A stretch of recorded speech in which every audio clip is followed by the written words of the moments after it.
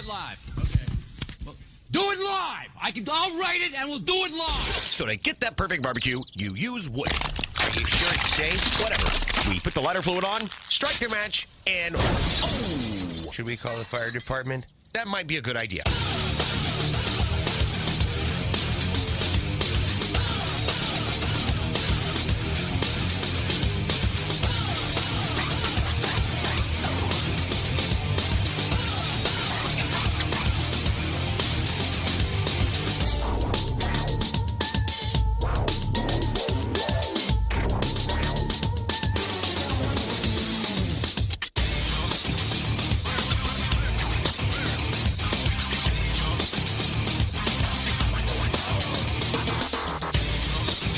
Good evening and welcome to the really big Barbecue Central show. This is the show that talks about all things that are important to the world of barbecue and grilling.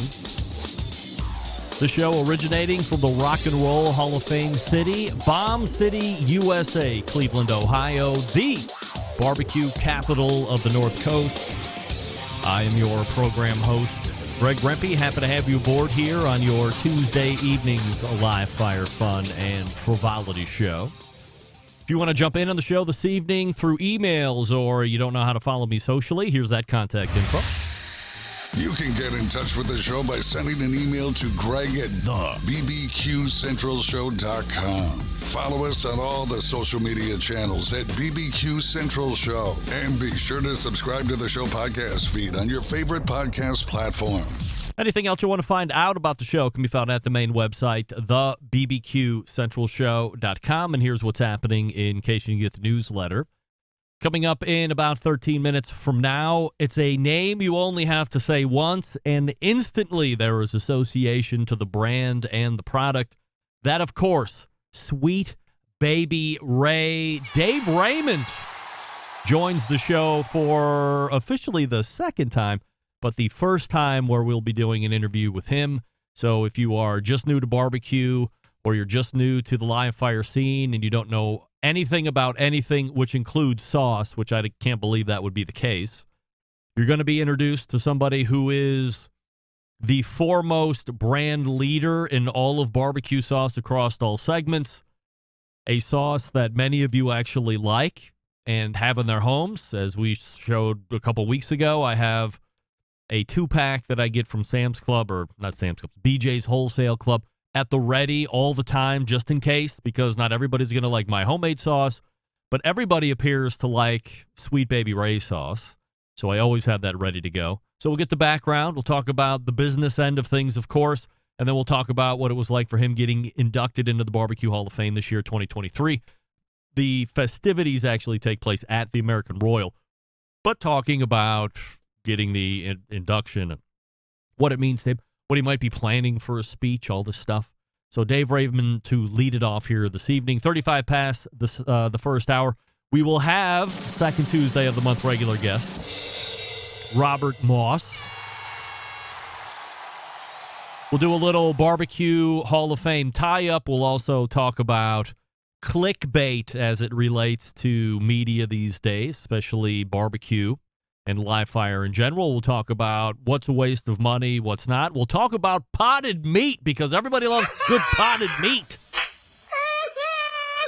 So stay tuned for that. That'll wrap the first hour. We'll move to the second hour, and we will have another first-time guest and Chicagoland-based. So Dave Raymond, Chicagoland-based, and this guest, the creator of Grillin With Dad, Maciek Zurawski. Maciek Zurawski, pardon me. Looking forward to having Maciek on. I actually met him in person when we were down at the Hartville Hardware Grill Fest last year. And it was Maciek and it was Mike Lang who will be there again this year. Maciek will be at Grill Fest again this year. And, of course, Diva Q, Danielle Bennett. All three promised to be back there in September. So if you're going to be around the general Hartville, Ohio area on the 23rd, I believe it is, if I'm going from memory. I think it's the third week or that third weekend, that third Saturday of September. Make plans to get down there. And then closing. So we'll talk to Maciek about how he got into the whole Grillin' With Dad thing. He's got a pretty unique past, so we'll talk to him about that. And then closing out the show, the creator of the World Food Championships and the person that is involved in making a partnership for a new barbecue tour, Mike McLeod, CEO, creator of World Food Championships. So that's how your show lays out this evening. Don't forget you can follow me socially, Instagram, Twitter, TikTok, Snapchat, at BBQ Central Show.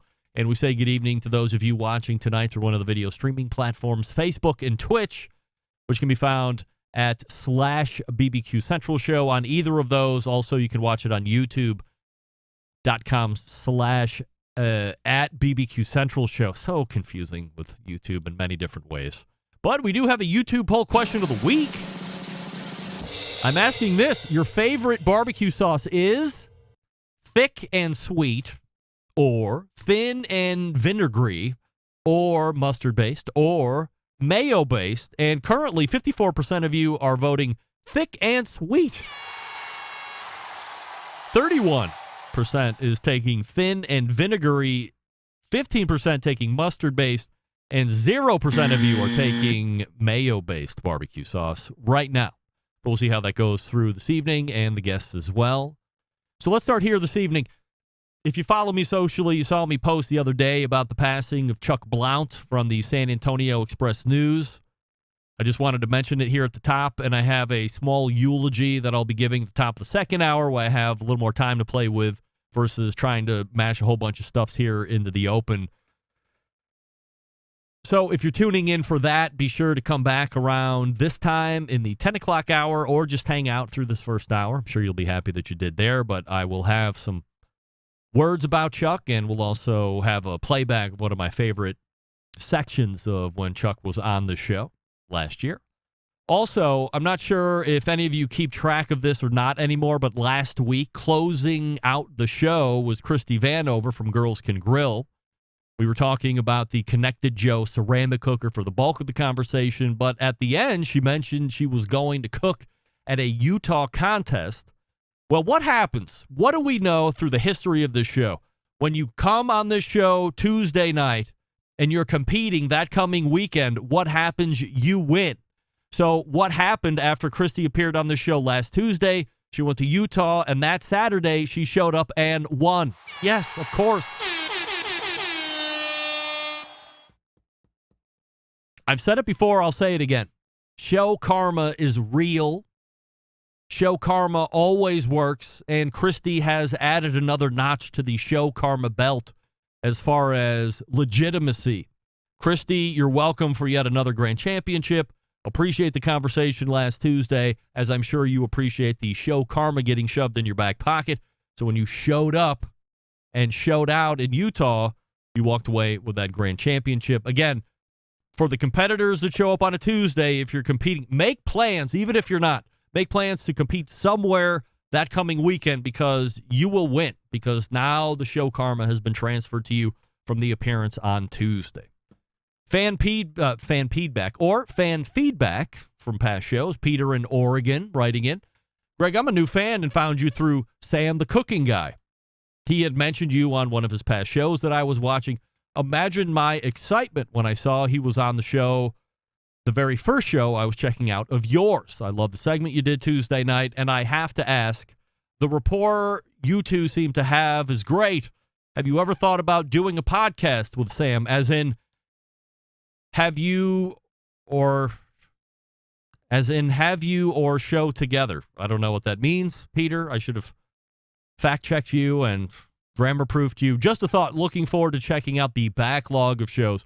Regards, Peter. Peter, thank you for writing in. I think I know what you're getting at, and the short answer is no. Get that big stuff out of here. There's not going to be a Sam and Greg podcast together, separately, conjoined. The way he's showing up now is it. That's it.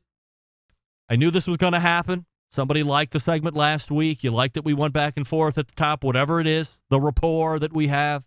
There's not going to be a Greg and Sam podcast of any kind, but thank you for thinking of that. Derek in Virginia writing in, Greg, big Mo Cason fan here, and I love when he comes on the show. It was great for me to hear him talk about how much the finish at Memphis in May really meant to him. I hope that contest continues to be held at Tom Lee Park, but it sounds like its days might be numbered there and maybe in jeopardy of just being done altogether. Let's hope not. Finally, James in Manhattan listening in. Greg, I'm so excited to have George Motz's restaurant opening this summer very close to me. I'm hoping to be the first in line, and I will report back with my review of both the 3 featured burgers and all of the milk sections.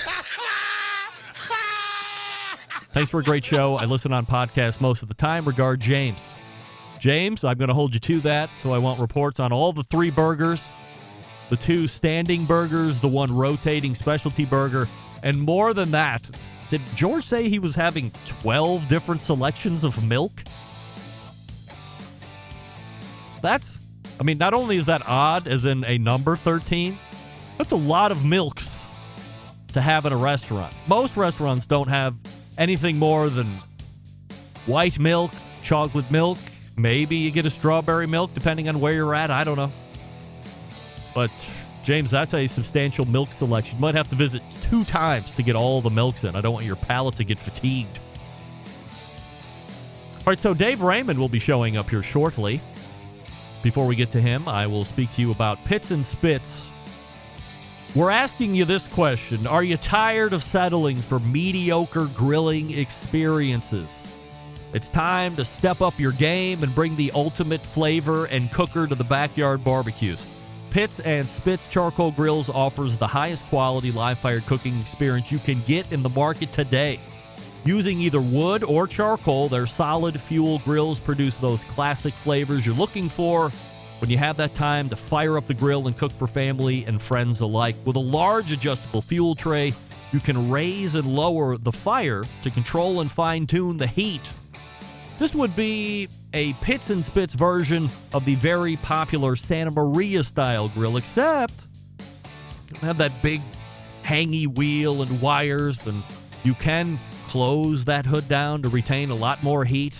But if you like the option of moving the heat source further down or further closer or further away from or closer to the protein, their charcoal grill is outstanding. You got to look at this thing. It's a life treasure. It's going to get handed down from generation to generation. Go to the website, and this will take it to you directly. pitsandspits.com/BBQ Central. That's Pits and Spits, all spelled out, and the double T on the Pits and the Spits. Use promo code Charcoal Central, all together one word, Charcoal Central, for $150 off any charcoal grill. Now, don't pass out when you see the price, and appreciate the fact that this is quality material, workmanship, and it will last all of your life and all of your kids' lives and all of their kids' lives. An investment into the future, if you will. And again, Charcoal Central at checkout to save $150. Who doesn't like that? pitsandspits.com/BBQ Central. We'll be back with none other than Sweet Baby Ray, Dave Raymond. Right after this, stick around. Be right back. You're listening to the BBQ Central Show.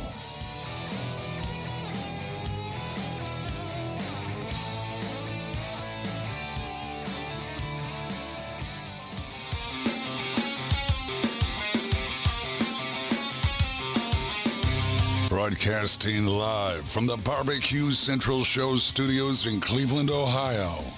You're listening to the BBQ Central Show. Once again, here's your host, Greg Rempe.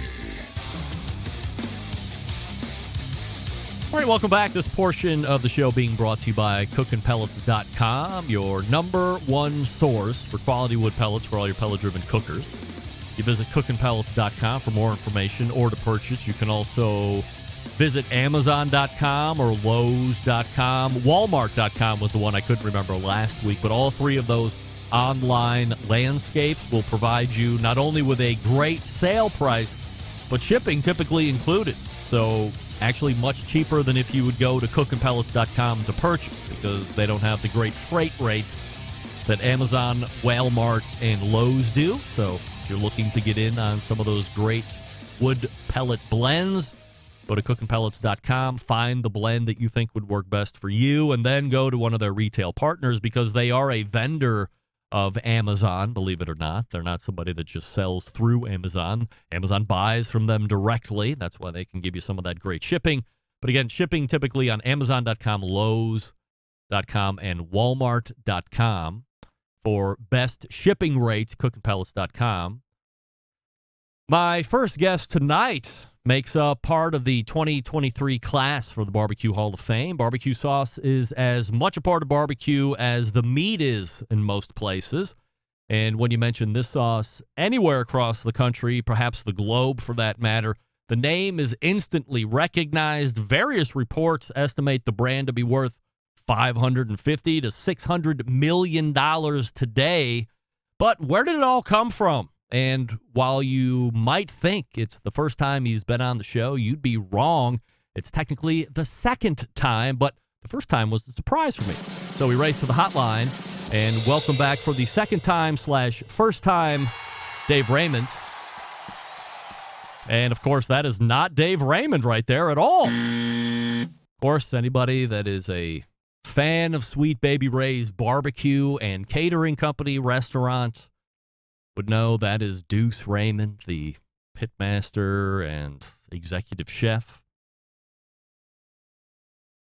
And now I am utterly concerned on where Dave Raymond is. So now I have to go back into my phone real quick because I got a call from Deuce a little bit earlier and say, hey, we're on. And we'll see what happens here. So we'll give it a few minutes, and if it doesn't work out, and we'll pull up Robert Moss, who appears to be early in the bullpen too.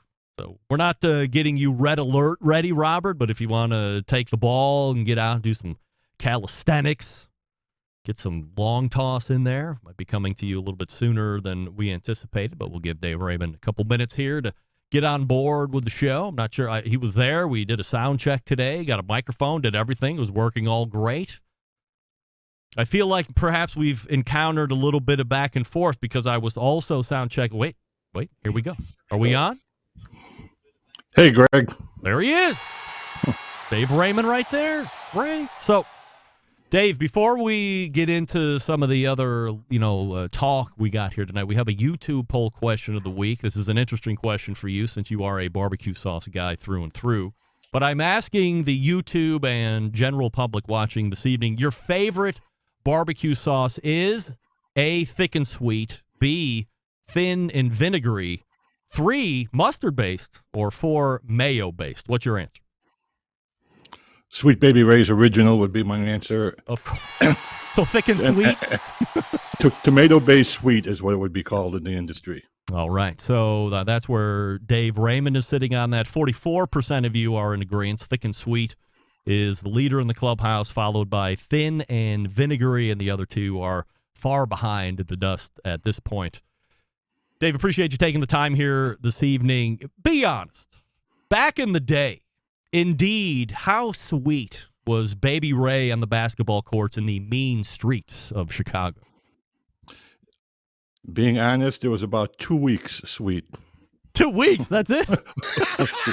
Literally, that's how long the nickname was for playing basketball. And I was on a pretty good team, and we were in a pretty good league, and a really good team that wound up being second place in the Lutheran League nationally. And we were all psyched up for this big game, and we're going through our warm-up drills, and we're doing the layups, and I'm jumping as high as I can. And one of the guys on our team says, "That's sweet, Baby Ray." So that nickname stuck for a short while. And then 5 or 6 years later, when it came time to get into this barbecue rib contest, I knew it was a good name for a barbecue team, Sweet Baby Ray's. So the sauce was actually created for the name, and we wound up winning second place in Mike Waco's rib contest, and the rest we say is history. How do you find out about the Rib Fest? Was it a big deal around the Chicagoland area? Here's the story. Back in 1982, I was a buyer for a pharmacy that filled prescriptions for nursing homes. Salesman came in. He said he made good ribs. I said, no, I made good ribs. He came back 3 days later with a column from Mike Waco, a syndicated columnist who since passed away, who said he made good ribs and didn't understand why black people got all the credit for it.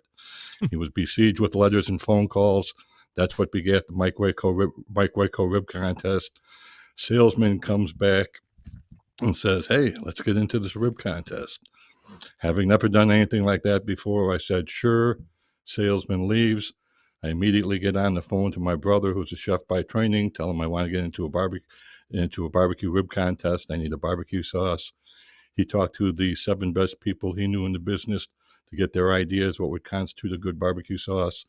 And then, along with his own ideas, he specifically formulated the sauce for the name Sweet Baby Ray.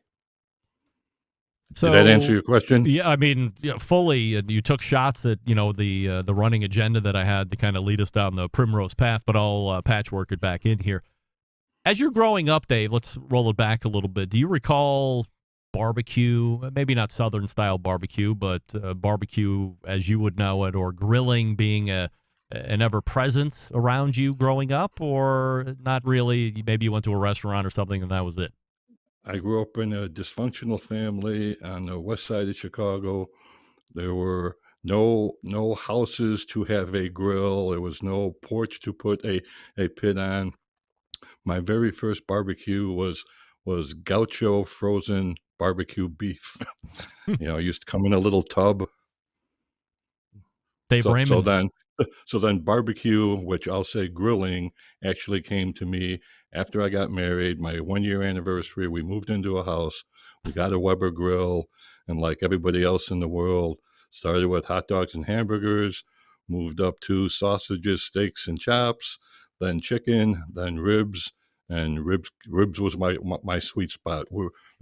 Ribs are, if you came over to my house and I was trying to impress you, unlike other people who try out, let me try this new recipe on you.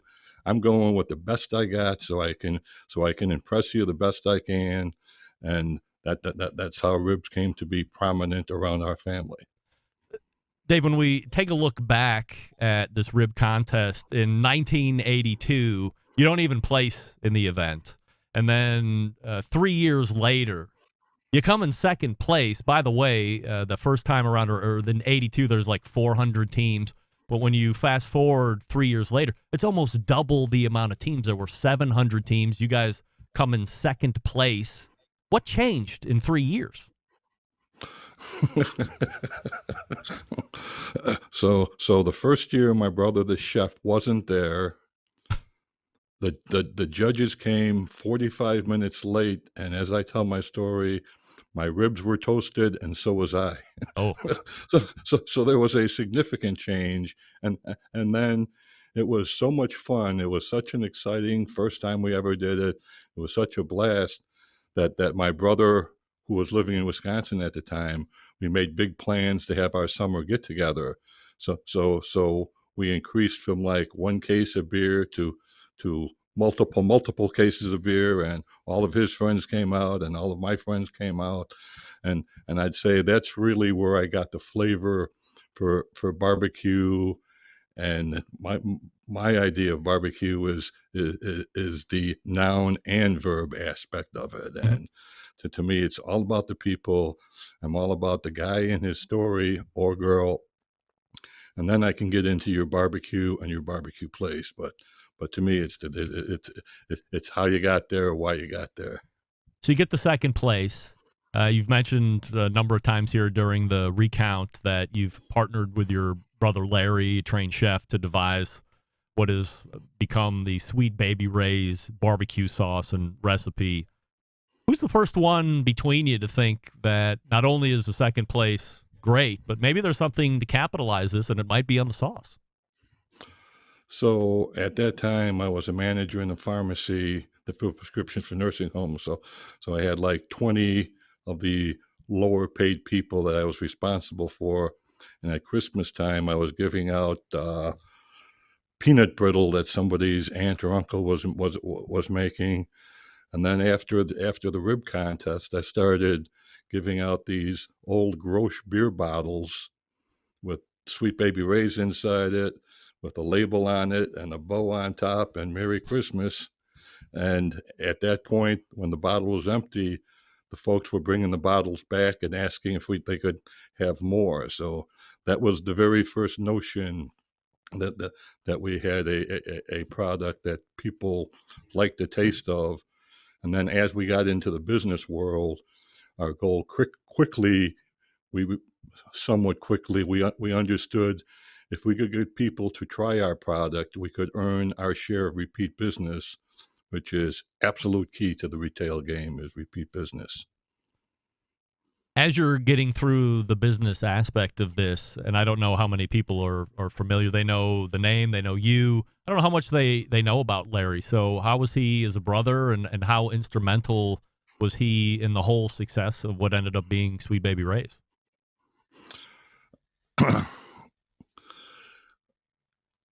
In my mind, my brother, who was a chef and the guy that 100% created the sauce, I had nothing to do with that. I'm merely guilty of exploiting his ability. But in my mind, with Sweet Baby Ray having over 50 share nationally and ongoing, and all the success they have, he is fundamentally responsible for changing the perception of what people in this country constitute as a good barbecue sauce.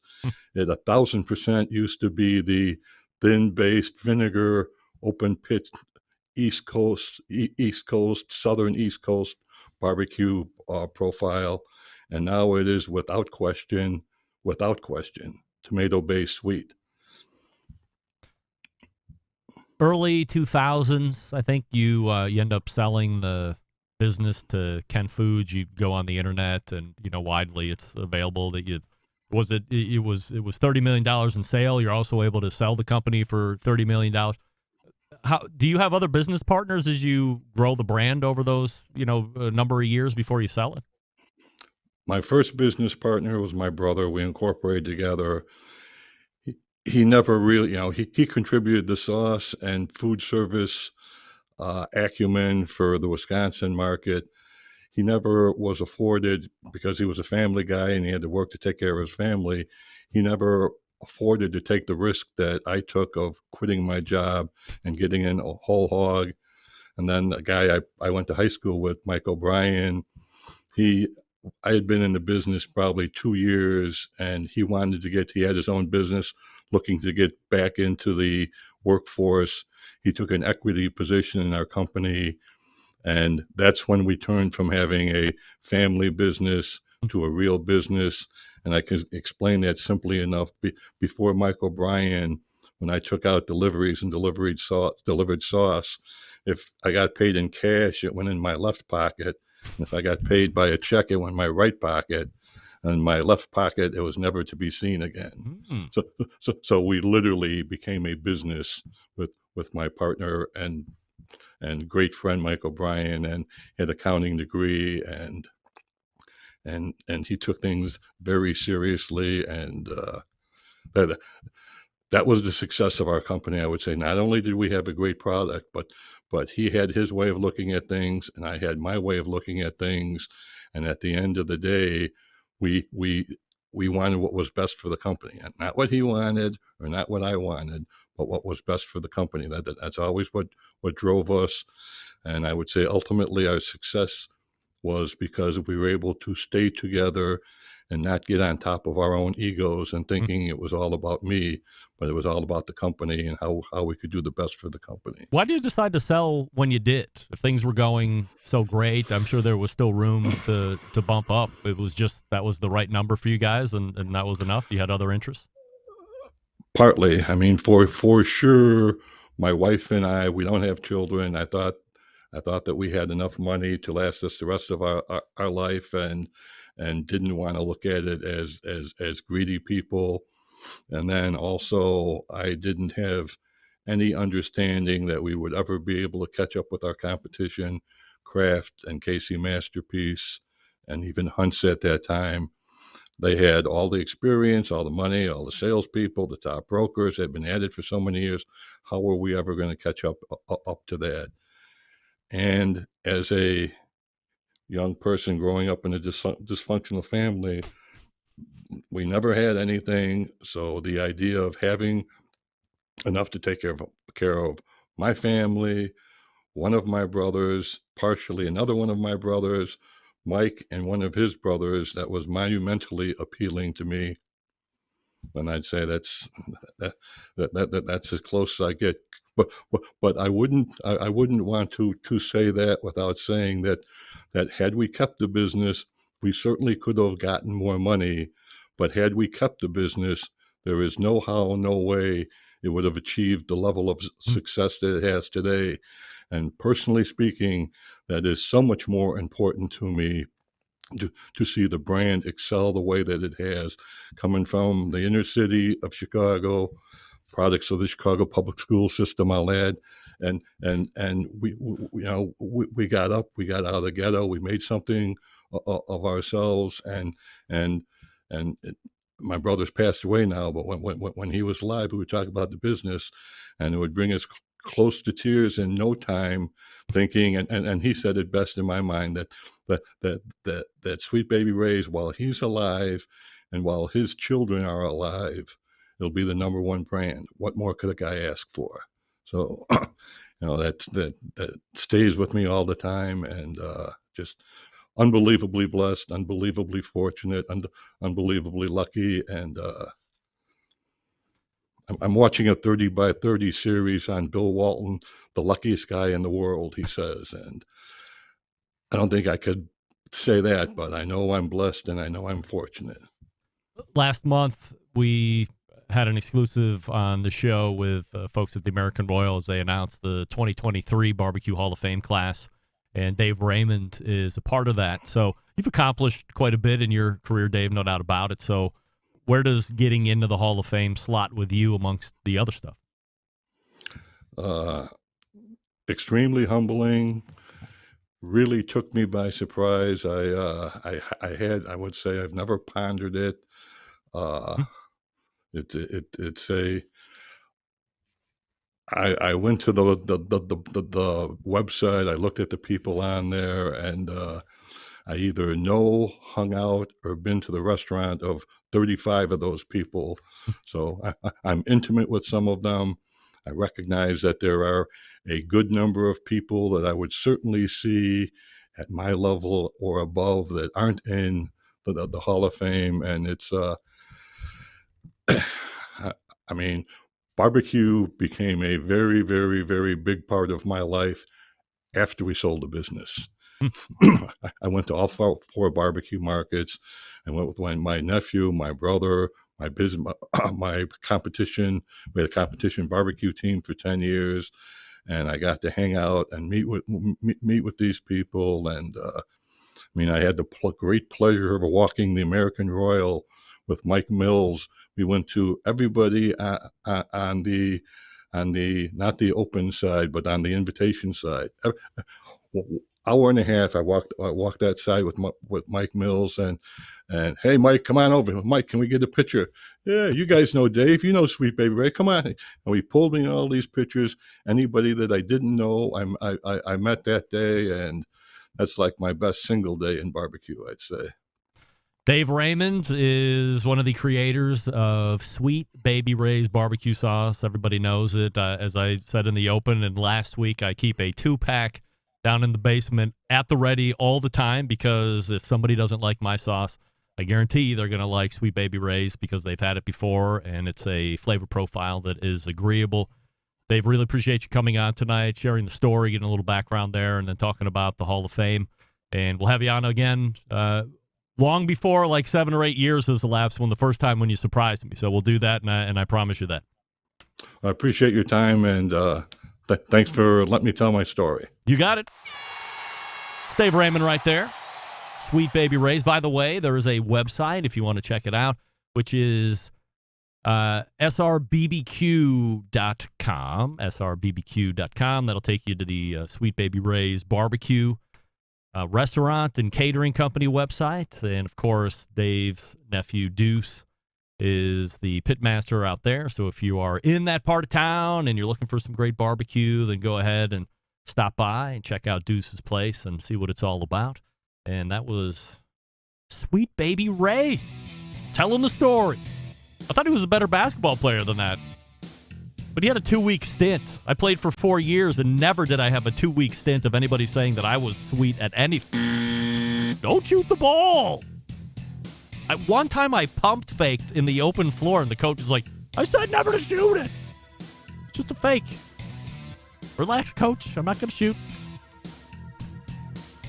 Robert Moss slowly warmed up, and now he is ready to be called in. So we're happy to have him still. What do we love about ceramic cookers? We love that they're fuel efficient. We love that they can achieve low and slow temperatures for traditional barbecue meats, and we love that you can get rip-roaring hot for high-temperature grilling of steaks and other thin cuts. But what's missing in the everyday ceramic cooker lineup? The real ability to do two-zone cooking. Two-zone cooking is very important to both professional and backyard cooks alike. It's the best way to manage a fire and cook with confidence. However, getting a two-zone fire in a round ceramic cooker is not very realistic. Why? Because it's round. And a Primo grill and the game-changing oval design, the shape gives you the ability to execute a two-zone setup that you desire. It also gives you the other ceramic grill benefits as well. So when you break it down, there's more than 60 different ways to configure the Primo cooker. You're only limited by your imagination. Of course, you love accessories. We all know they have the Primo Grill rotisserie, the Primo Grill pizza accessory, half pans, drip pans. But what did they bring out last week or the week before? They brought out their own griddle insert. In the middle, you have two different options. You have a grill like with grates to go in the center, or there's a flat part that would cover up that hole altogether, so you have full surface flat top. Everybody's getting in on the flat tops right now, even Primo. So if you have one and you're looking for that flat top experience, you don't want to buy a freestanding one, you just want to add to the Primo that you got, well, now you're in luck. Primo's only sold through dealers, so find one near you. Visit the website, primogrill.com. That's primogrill.com. And even better news, it sounds like I might be getting my hands on a Primo, so I'll be doing a lot of video work with that. So if you've ever been in the market and you're looking for some actual video of somebody that you know that is probably in your wheelhouse of expertise, learning how to use it, then stay tuned for that. Unbiased, as always. No ass-kissing here. We're back with Robert Moss right after this. Stick around. Be right back. You're listening to the Barbecue Central Show.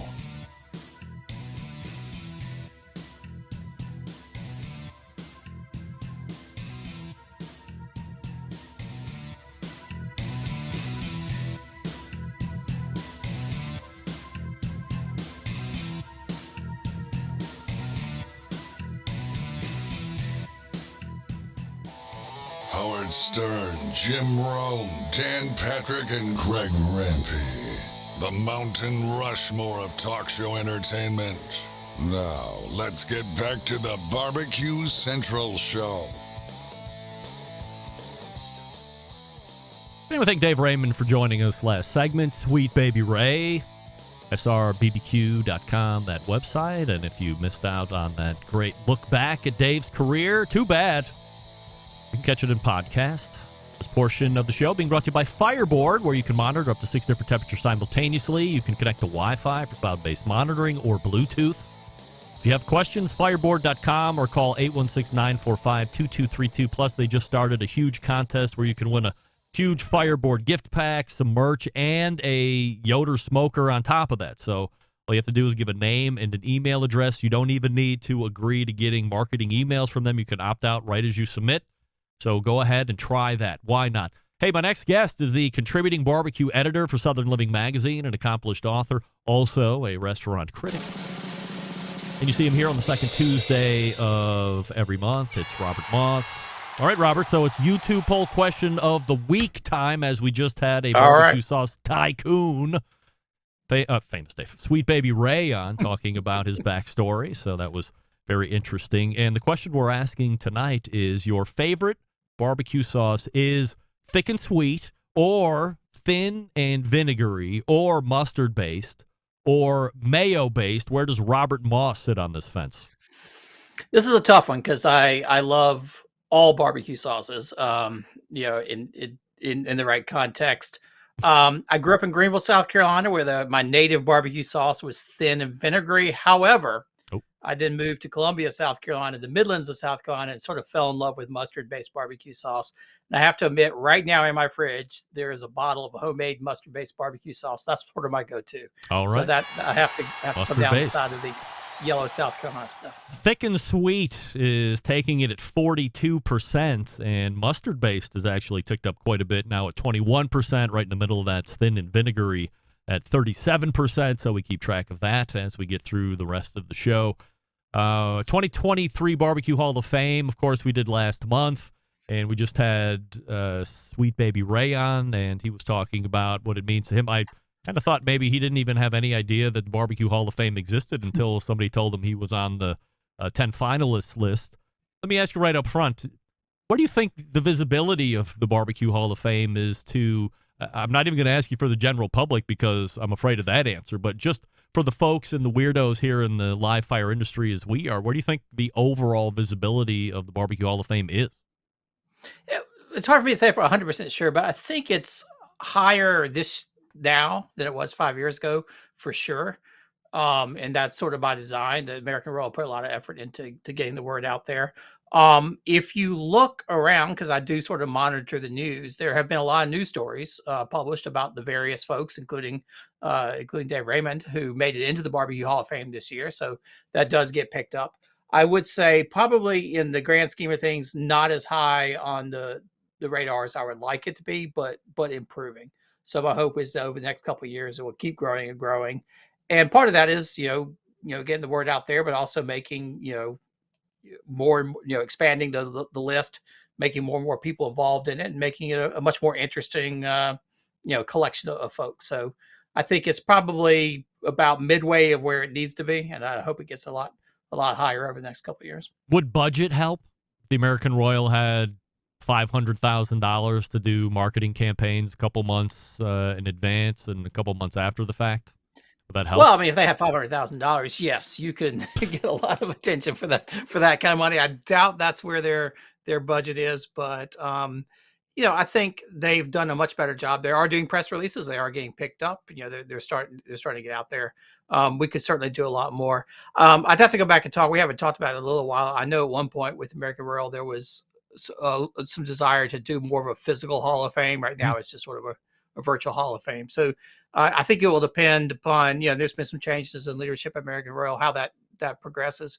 But yeah, it could get a lot more elevated. I don't know that it's ever get to the point of like the Baseball Hall of Fame, because I mean, there's just so many baseball fans out there, but I would love to get it, to the higher level than it is now. I think the fact that for a long time it was really associated with just the American Royal in Kansas City and was very competition circuit sort of kept it a little bit more of an insular thing. I think it's now getting further out, and so I think the broader base it gets, the more room there is for it to have more of a widespread awareness out in the market. Having a physical Hall of Fame would certainly come at I would say, mediocre to potentially extreme expense for the American Royal to put that on. But outside of that, there's ways to do that, right? Which is sponsorships and things like that. Would that be? And so is that necessary? Would people care to have a physical Hall of Fame?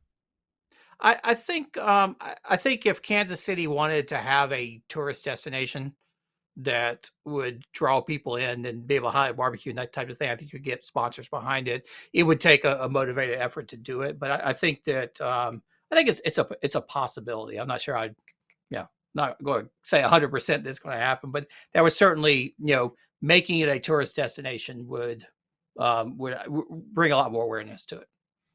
Switching gears here a little bit, and I had mentioned at the top of the show, San Antonio Express News barbecue and sports writer Chuck Blount passed away late last week of a brief and fairly urgent illness.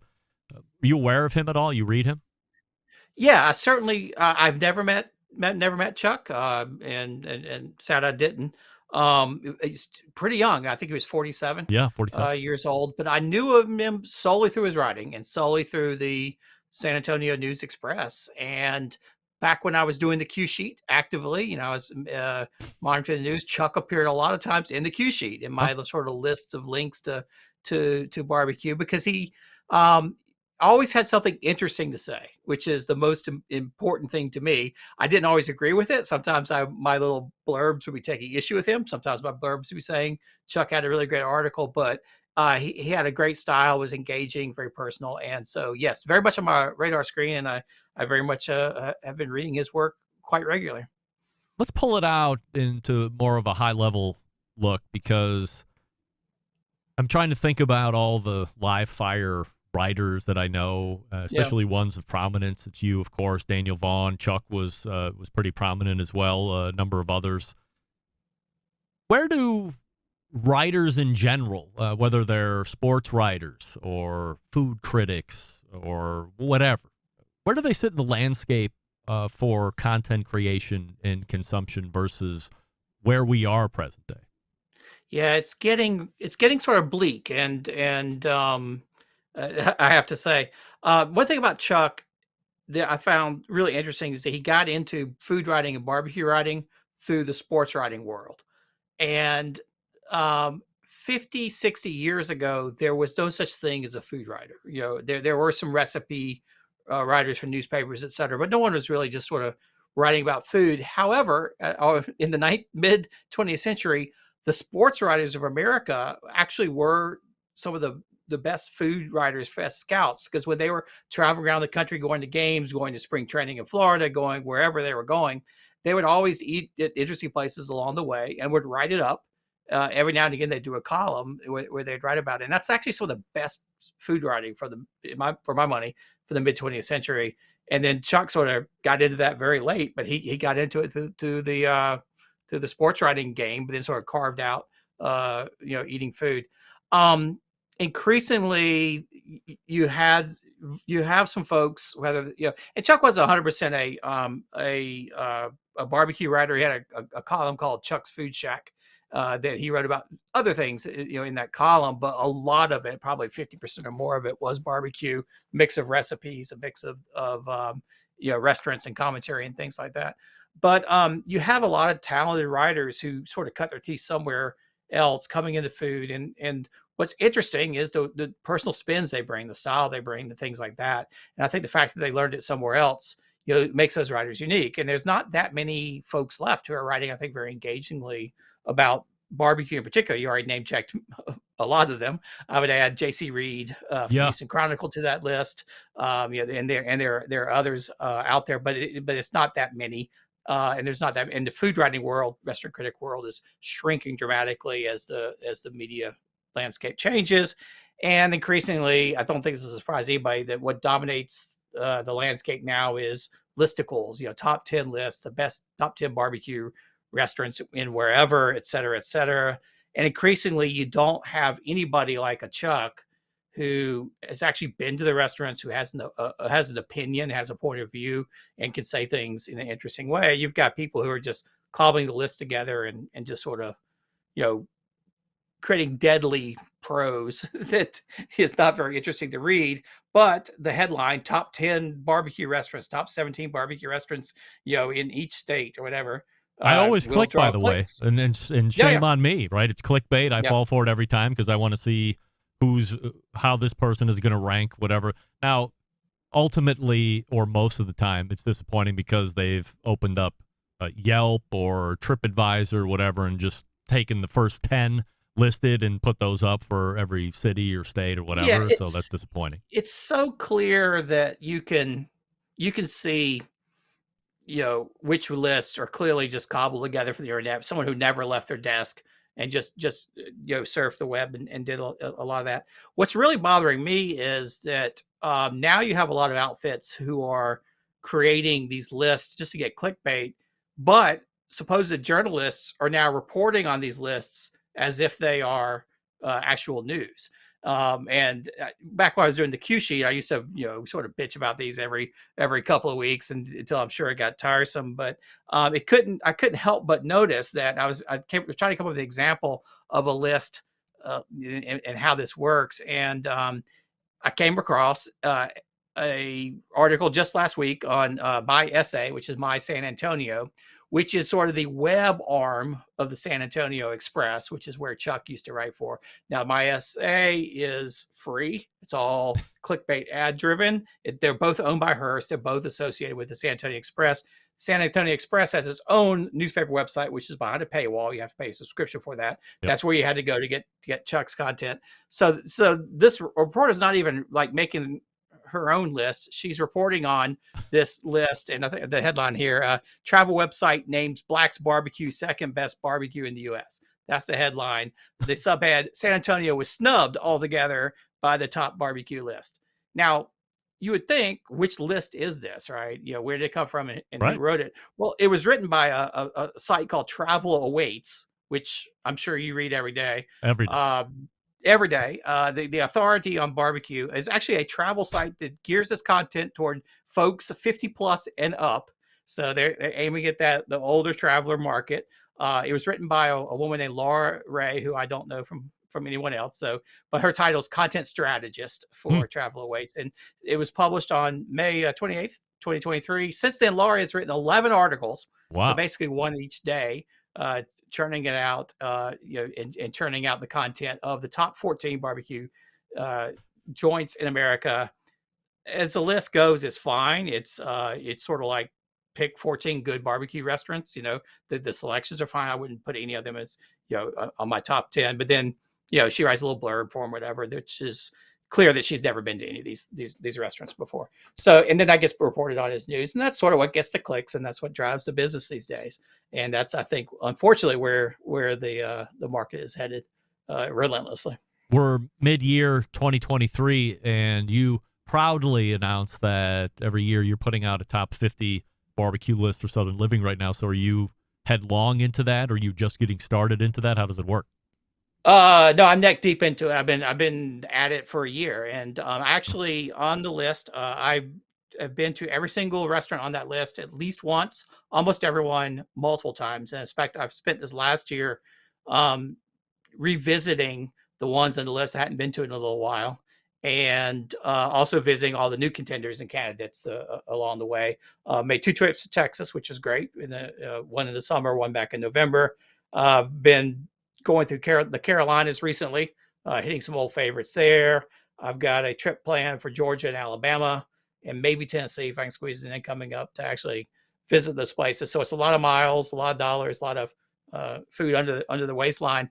And I think it's going to be interesting because we'll see how it shakes out. It's going to be a couple more months before it's released. But some of the old favorites are starting to slip a little bit. In quality, I've not been as impressed. I won't say which ones until the list comes out. But not every old classic is necessarily going to be there. And there's a lot of really interesting newcomers coming on. So I think it's going to switch up a lot this year. But it's been very fun to go out and travel and sort of experience how the barbecue market's changing out there. What I understand, and this might be a lead for you, Robert, in El Paso, Texas, and I just happened to be tracking him on my 2023 Podumentary, and it's by mere coincidence, but Smokin' Joe's Pit Barbecue, which is a barbecue food trailer in El Paso, Texas. In my view, I'm seeing him spool up the same kind of talk, the same kind of buzz that Ernest Cervantes was getting at Burnt Bean Barbecue out there in Seguin. By the way, El Paso, Seguin, like, where the hell are these places in Texas? Yeah, the problem with El Paso, you can't get there. It's like 7 hours. It's only 11 hours from Austin, from what I understand last week, from what somebody told me. Just drive west until the sun goes down. Yeah, that's right. So if you're going to get out there and you want to be like ahead of the curve, from what I understand, and I've heard it from some folks that are really good barbecue judges, if you will, put together some prominent lists, that Smokin' Joe's Pit Barbecue is doing some really good things out there if you want to get ahead of the curve. It is on my list, and I need to get out there. That's like the very, very far western side of the territory. I don't know if I'm going to make it this year. And unfortunately, there are still a few what I would call deserts I haven't got, not deserts, but distant locations I haven't got to just because it's too hard to get there. But I've seen that one as well. It is on my ever-growing list of places to visit. If I was giving you a blank checkbook and a jet to get wherever you wanted to go to eat barbecue, where are you going? Ooh, that's tough. I'm trying to think if the jet makes a difference. I'm so focused on the South right now because that's sort of the territory I cover. So it's hard for me to. Are we still counting Kentucky as being part of the South, Robert? Oh, absolutely. Yep. Kentucky is clearly in the mix. Then Ohio's in the South. This is like Amy Mills always gives me crap because We touch. Yes, because Murfreesboro, Illinois is actually more southern than lots of Kentucky and lots of Missouri, and they get sort of excluded from the South. But yeah, Kentucky's definitely in the South. Ohio is not, by Southern living's definition at least, in the South. But at a certain point, you sort of get into this. Okay, now you're in the Mid Atlantic, or now you're on the whole border. country is the South, is what we're getting The whole at. country And that's what is we're becoming the finally. South quickly. Thank God. Yes. There's no need for I may Texas hop to on a jet. secede because everything's Yeah. the South right now. If you gave me a private jet, I'm actually want to go down to South America, which is throwing a wrench at things. But just because there's so much interesting live fire cooking going on in Argentina and Brazil, and I've never been down there, and that's a little bit further. I can't really drive there, so I would love to get the jet. Well, I would give you the jet. I would let you stop down at Opelika and pick up Steven Reichland, and you guys could fly down there. I'm sure he could give you the tour of South American barbecue that he's probably been through 10 times. So what are you working on before I let you go, Robert, you'd like to promote?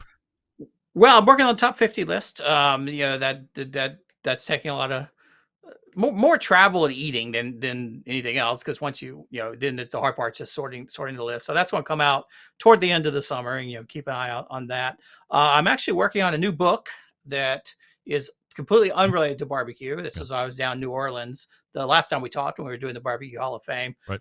It's a little book, just a small book for the LSU Press. They did this little. Actually, I have right here. This little series of books they're doing, which on the great cocktails of New Orleans. So there's one book for each each cocktail. This is the Cafe Brillo, which I just happen to have here. So there's one on the Sazerac and the think of all the Ramos Gin Fizz. I drew a cocktail called the Raffignac, which I guarantee no one's listening to this show has probably ever heard of. Never. It was very big in the 19th century. It almost disappeared altogether with Prohibition, and then had just got a little bit revived in the 21st century with a cocktail revival in a sort of a lot of crazy ways. And there's just an insane backstory behind the Raffignac, which I can't get into now, but I'm writing a little book about it. I'm trying to finish that up. So I was down in New Orleans doing some research, which involved going into archives and digging into old newspapers and old books and all that, and then spending the evenings going around to various bars and sampling Raffignacs and talking to some of these craft bartenders who are creating it. So nothing to do with barbecue, but it was certainly like the barbecue. The research is half the fun. RobertFMoss.com, the website, and you see him here the second Tuesday of every month in the second interview slot in the first hour. Robert, always appreciate the time. We'll see you in July. Yep. Thanks, Greg. Appreciate it. He mentioned Sazerac, and I'm thinking to myself, what, we could dive into a whole half segment of Sazerac and how it began and liquors that were spirits that were used to originate it, all that fun stuff. But perhaps a conversation for July. All right, we're going to wrap the first hour. Stick around. We'll be right back.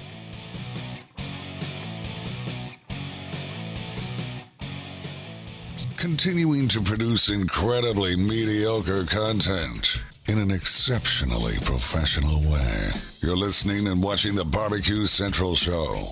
Once again, here's your host, Greg Rempe. I want to thank Robert Moss for joining us last segment, talking a little bit about the BBQ Hall of Fame, talking about food and sports writers in general, and where their place in the world is right now, and it seems to be evaporating. We talked about clickbait and all that. So if you missed it, don't worry. We are podcasting, and you can get the first hour tomorrow. We'll talk more about that as we get into the second hour. So go ahead and refresh your libations and get ready. Tell all your friends the show is on. Give them the website. Let them know all about it. Maybe they want to learn about Maciek Zurawski, Grillin With Dad, and how he got into live fire cooking, how he's made it a business. Maybe you want to know about that. Well, stay tuned, because in 15 minutes or less, he'll be on the show and we'll be talking about it. You're listening, and some of you are watching the BBQ Central show right here on the BBQ Central Network. Stick around. We'll be right back.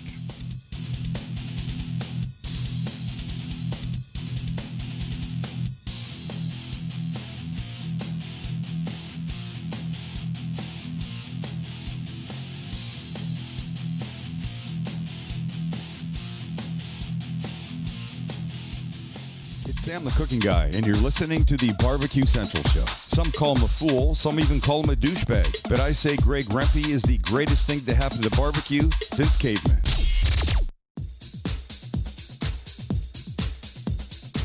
Happy to have you aboard here for the really big barbecue show.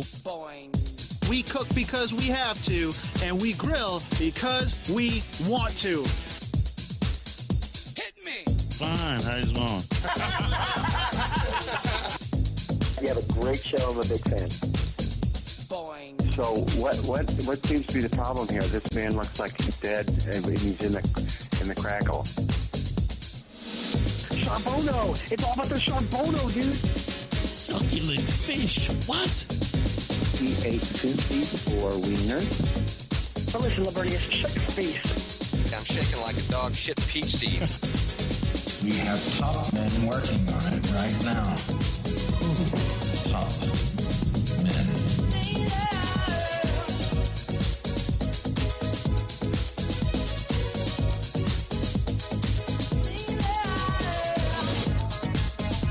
And just like that, we are into the second hour. It's the Barbecue Central Show, where we talk about the most important items in the barbecue and grilling world today. Maybe some have stuck around since last week or last month, for that matter. Hell, we were just talking about the BBQ Hall of Fame for the first two segments in the first hour. If you've missed the first hour, as I mentioned on the way up, don't worry. We are recording for podcast audio. The video always archives immediately after the show ends on Facebook, Twitch, YouTube. So if you'd like to watch the show for whatever reason, I don't. That's available immediately. It's available immediately. If you like to break it up, if you like to use theater of the mind and listen to audio podcasts, which is how the vast majority of you take in the show, then the first hour will appear in the podcast feed tomorrow. Second hour will appear on Thursday, and I'll talk to you about Friday's podcast here in just a second. By the way, if you're wondering, because you've just stumbled across the show and you hear me talking about podcasts, and you don't know how to subscribe, or you don't have a podcast platform that you're particularly fond of or know anything about, if you go to the website, thebbqcentralshow.com/subscribe, you'll have a whole different host. You'll have a whole host of options. Apple Podcasts, Google Podcasts, Spotify, Stitcher, Pocket Cast. You can even subscribe to the podcast feed through email. All you have to do is put in your email. Then every time the podcast feed is updated through Blueberry, then you get sent an email letting you know that the latest episode in the podcast feed is there and ready for you to listen to. You click on it, it brings you to another link. You can play it right there in your mobile device's web browser if you want to. So if you don't want to deal with any podcast apps at all, you can subscribe through email. It's very simple. It's the way we do it. Still to come on the show this evening, Maciek Zurawski from Grillin With Dad, and Mike McLeod, the CEO and creator of the World Food Champions, also World Food Championships, also MMA Creative, the marketing firm that he is also the owner of. And we say good evening to those of you watching tonight through one of our video streaming platforms. Tough with the words tonight. Video streaming platforms. Facebook and Twitch /BBQ Central Show. You can also watch on YouTube, which is youtube.com/@BBQ Central Show, if you would rather take it in there. YouTube poll question of the week update. I'm asking you, what's your favorite barbecue sauce? Thick and sweet, thin and vinegary, mustard-based or mayo-based, and currently 46% of you are saying thick and sweet wins the day. 33% of you thin and vinegary, and 21%, that hasn't changed since Robert Moss, is saying that mustard-based, and wow, a big fat 0 for mayo-based.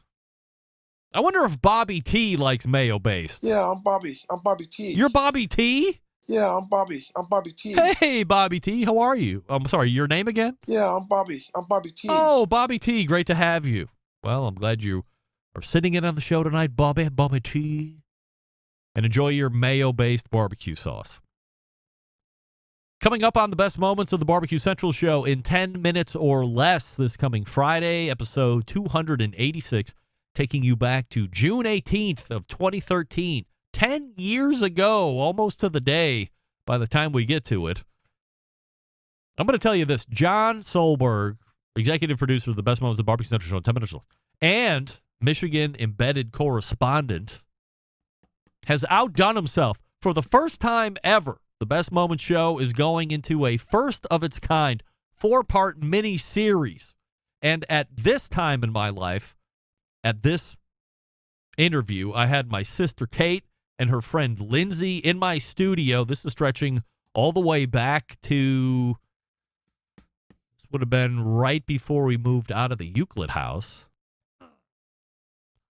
So first house, first studio, they were there, and evidently it was good enough to get 4 separate shows. They will air in successive weeks, and in this particular one, Friday, you'll hear us talking about popular barbecue baby names.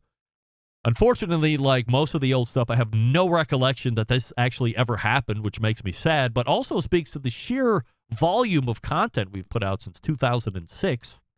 So be sure to subscribe to that podcast feed so you can hear the first of a 4-part mini-series that John has doctored up here.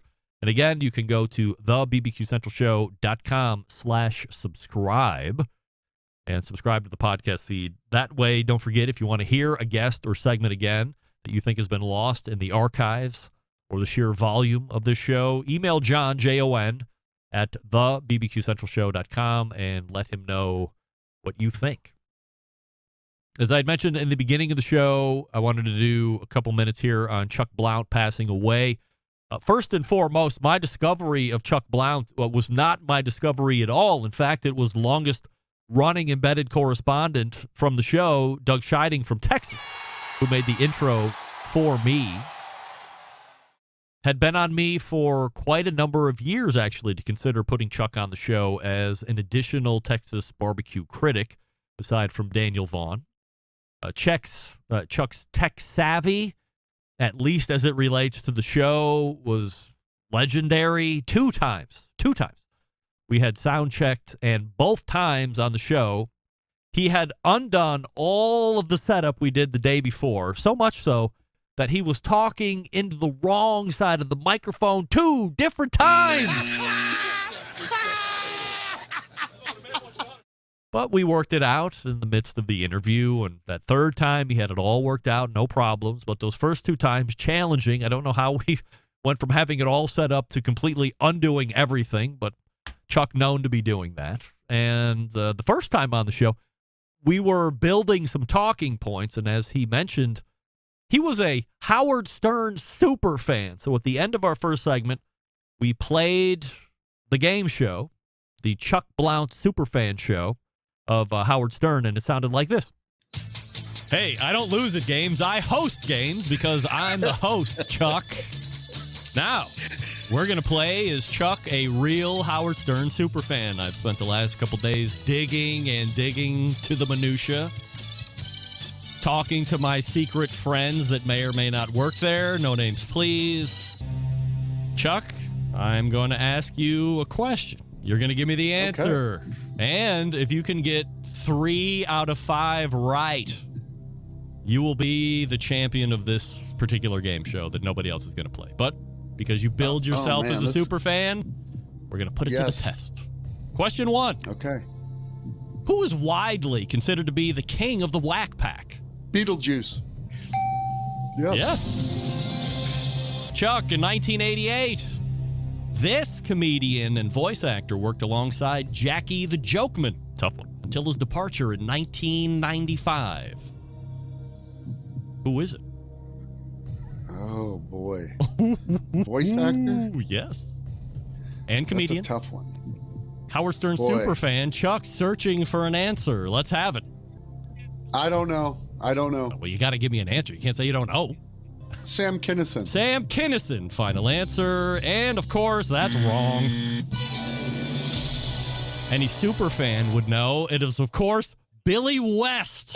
That's right. Oh, that's a tough one, man. Come on. Superfan. Here we go. Question number 3. True or false, Howard Stern is a staunch supporter of the Second Amendment or the right to bear arms? True. Yes. Absolutely. All right, we got 2. This one for all the marbles. And you have a backup in case you piss it away. What year did Howard Stern go from terrestrial radio to satellite radio? Oh, man. Dude, that is a tough one. My Lord. Let's see. 2010? 2010. Final answer. Nope. 2006. Not that far off. All right. Oh, man. Chuck, we're right down here to the last question, which also happened in the first hour with Johnny Maggs. That was an incredibly difficult question, by the way. That's not fair there, Mr. Greg. I mean, Chuck, I'm not the one who billed myself as a Stern super fan, right? That's right. Now, last one. Tan Mom and Randy Barda teamed up to create the release mega hit dance hit Free to Be Me. True or false? Tan Mom would do just about anything. I'm going to say true. Lock it in. Unfortunately, that's technically false. A super fan would know what. It was not Randy Barda. It was Adam Barda. That, of course, is the way to go. All right. Well, not a super fan that much, I guess. But you did get Beetlejuice as King of the Whack Pack, and that's really all that counts. How about that? There's an introduction to Chuck Blount. I read an article on Chuck, and one of the things that was coming through with the person that was writing it was Chuck's ability to make assertions or a body writing, mouths writing checks that bodies can't cash type of a thing. And he just harped on the fact that he was this huge Howard Stern super fan, and he got 2 of the 5 questions right, proving that he is indeed not a Howard Stern super fan, but he was very adamant about it. And that's the bit that sticks with me the most. Also, if you recall, and a fan of Chuck, smoked hamburgers were really big on the show. Chuck said it was going to be something that all of the menus down in Texas were going to be barbecue restaurants. Were going to be putting on their menus because it was a good tasting thing. It was also good as far as profit margin. In subsequent appearances, when I'm saying, hey, it doesn't seem to be becoming a thing, he's doubling down. Smoking Joe's Pit Barbecue, however, does or did maybe for a special time have a smoked burger on their menu. So it does appear to have been enjoyed thoroughly by the barbecue snob himself, Daniel Vaughn, when he was out there. So perhaps Chuck Blount is a bit of a forecaster, even further ahead than he thought he was. But as I had mentioned, I read a great article recounting Chuck's life on Sunday, and what I come to find out is the oddities and the intricacies that Chuck exhibited on the show when he was guesting were the same things that his coworkers and friends enjoyed and loved about him the most. Big on confidence, big on sarcasm, big on doubling down for things he believed in, and big on making sure the people around him were endlessly ridiculed and entertained at the same time. That's a unique trait, to be able to offend someone on purpose and then have them laughing and loving you 15 seconds later. And it appears Chuck was exactly that person. So while he was only on this show a few times, and he first appeared on this show in, I think it was April or May of 2022, so just over a year ago, the information, the opinions, and most importantly, the entertainment that he brought to the show was certainly appreciated. He leaves behind a wife and a teenage daughter, multiple accounts stating that Chuck succumbed to a very brief but aggressive illness that wasn't classified any further than that. And as Robert Moss said in the first hour, Chuck Blount, 47 years old. So remember, folks, there is one thing that I can guarantee for sure, and that's no one is getting out alive.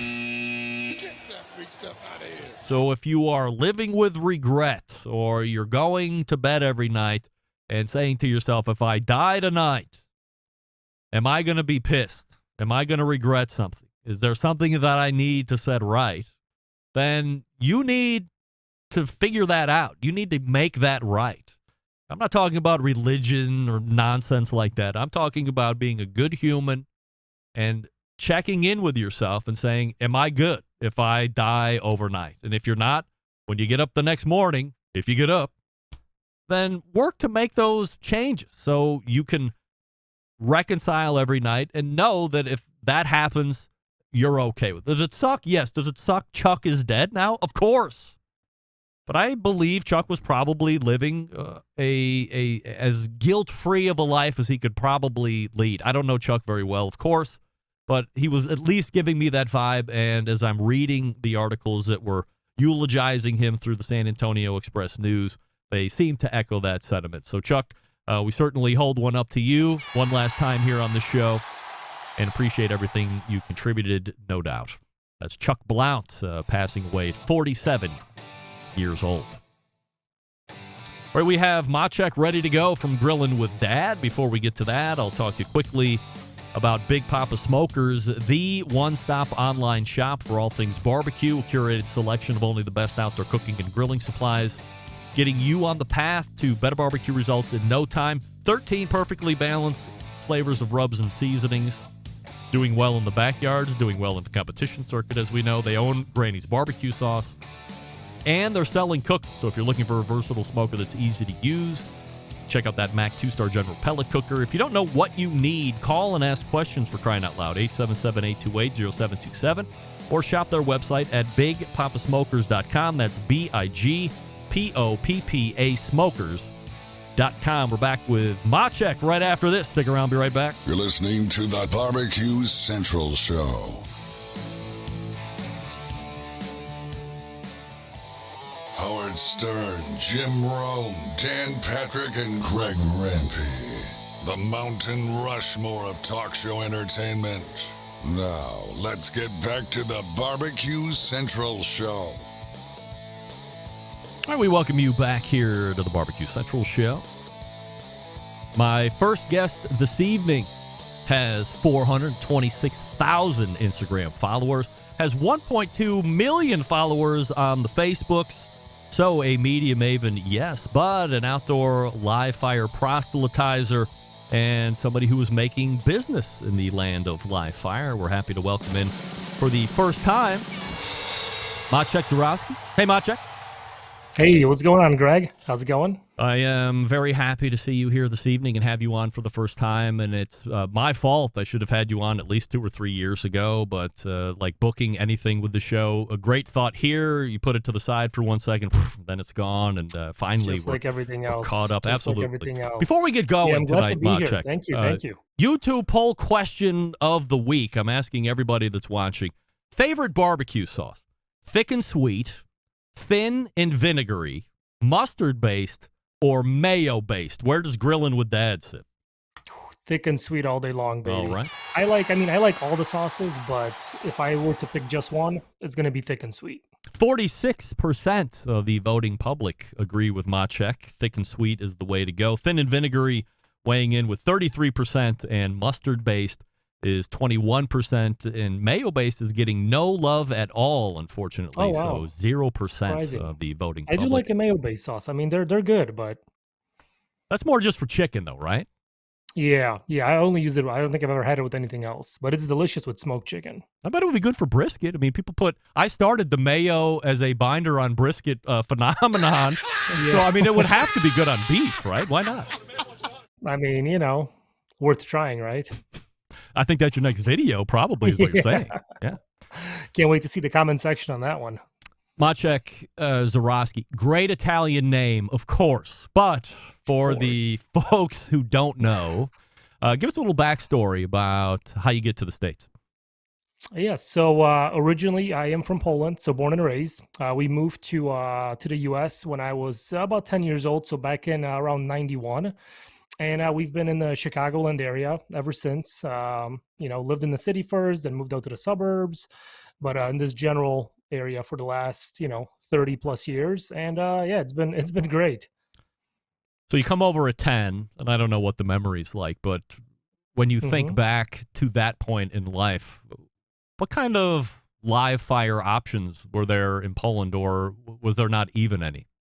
Well, so live fire cooking is pretty big, and was pretty big, and is still pretty big, but more like like campfire style cooking and grilling. I remember, even going with my parents, we would go camping. There would always be a big fire, and the dads would always grill or cook some meats. Usually it was pork. Pork is a really big protein in Poland. Like fire roasted potatoes, some meats, things like that. So that was pretty popular, but not really big backyard barbecue scene, except for like grilled sausages or some basics. So that was all new when we moved here, including barbecue sauce, which is why I mentioned thick and sweet, because I fell in love with barbecue sauce like immediately after we came here. I'm like, what is this deliciousness? How where has this been all my life? Do you get back to Poland a lot? But last time that I went was about 10 years ago. So it's been a while. I do want to go back. I have some extended family that still lives there, just to show my kids to and visit, because it's a different place than it was obviously even 10 years ago. So when you get here, I assume you're speaking Polish, of course. I mean, you're living there, right? When you get here, now you have to, and maybe you were already assimilating the English language before you even got here. I don't know. But do your parents make you speak Polish in the house, at least, to keep up the native tongue? Well, so my parents didn't know a word of English when we came here. I knew a little bit. I could understand some, but very little. So we lived in a Polish neighborhood where you really didn't need to know English, because there were Polish stores, Polish newspapers. You could get everything done without any English. So we always spoke, and even to this day, we speak Polish in the house. They obviously speak English now, but to them, Polish is still, their language, and yeah. So let's spool it up to the new generation. You have young kids. Mm-hmm. You teach them Polish too, or is it like, you're in America now, forget it? Yeah, so we did. So my wife is Polish too, which makes things a little bit easier. So we try to speak Polish at the house. We spoke only Polish to my kids when they were little, but when they started school, started watching, YouTube, the iPads, the games, hanging out with their friends, it's they understand everything that we say to them in Polish, but they don't really speak it back to us. So I'll say something in Polish and they'll answer back in English. Do they have any accent at all? So you have like a mild Polish accent. I assume your parents have very heavy, but it's I would imagine it's waning as they get younger. No, as no the accent new whatsoever. generation. Yeah, no right. accent with my kids. Yeah, they're just like super fluent in it, and yeah. So I'd like for them to know. I mean, I'm not gonna force them to speak Polish if they don't want to, but it'd be nice for them to at least know some of it. So even when we go to visit, they can understand, or it's still a part of their history and their heritage. So it'd be nice for them to know it a little bit. When you get through high school here in the States, you go to college, or you just get a job right out of high school? Yeah, so we did. I went to University of Illinois in Chicago, so another local school here in Chicago. Went to college, got my degree, got a good office job, like a regular 9 to 5 after school, and that was my career path. What were you I was doing? on that path for about, I don't know, 15, 10 years maybe, before this whole social media thing kind of took over and, took the leap. What kind of job or career were you in? So my background is in finance. I have a degree in economics, and then I worked in banking, financial institutions, but all, kind of finance related. When did you become a fan of barbecue? So I've been a fan since I was a little kid, since we moved here. Like I said, when I had my first kind of bite of American barbecue, of even, American barbecue sauce, I'm like, this is terrific. And then after I moved out of my house, we moved in with my girlfriend at the time. We would cook and grill all the time. I loved cooking outside, being outside by the grill. First, it was a little gas grill. Then I got a little Weber charcoal grill, a little kettle. Just doing chicken, steaks, but real basic stuff. But I've always really liked it. Just the flavor, that smokiness, and just being outside, cooking. As the story's told, in 2017, your wife gets you a big green egg for Father's Day or something along these lines. Was she blindly shooting in the dark and saying big green egg for you, or were you hinting around that that's a cooker you would like to get? I've been hinting at it. So for maybe the 2 years prior to that, I was following some other barbecue accounts on Instagram, some of these cooking guys, and I would always see this big green egg grill. Everybody was saying, this is the go-to kind of versatile cooker. You can grill, you can smoke, like if you're going to get one grill, that's what you get.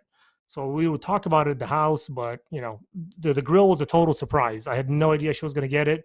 The delivery truck showed up with this grill, and I'm like, holy cow, like this is so cool. And just on a whim, that's how I decided to start the Instagram page, to more so to learn how to use this new cooker, get some new recipes, figure out how to use this thing, and just kind of document my journey as I go. You've been associated with Big Green Egg ever since I've started to follow you. So how do you put a business relationship together with them? Do they reach out to you, or do you reach out to them? Yeah, so what happens, at least my experience has been, as my Instagram page grew, as you gain more followers, businesses eventually start to reach out. At first, they would reach out and say, hey, can we send you maybe some barbecue seasoning or a sauce or some grilling tool or some meat, try it out, maybe make a video with it. And then as the page continues to grow, then, eventually it turns from free products to, hey, maybe we can pay you some money to include us in your videos or do a review of our products or whatever the case might be. And it just kind of goes and grows from there. Big Green Egg reached out to me. It's been a couple of years ago. I think just with some free products initially. And then we just kind of grew the relationship over the last few years. I want to stick to my outline. However, you bring up a point here that has always been a lingering hot button with me, and it's the arc here is knowing your value. Yes. When they reach out to you and say, hey, we want to give you some rub, or hey, we want to give you some charcoal, it's exciting, right? You have something cooking, and you feel pretty good, and of course you want to say yes.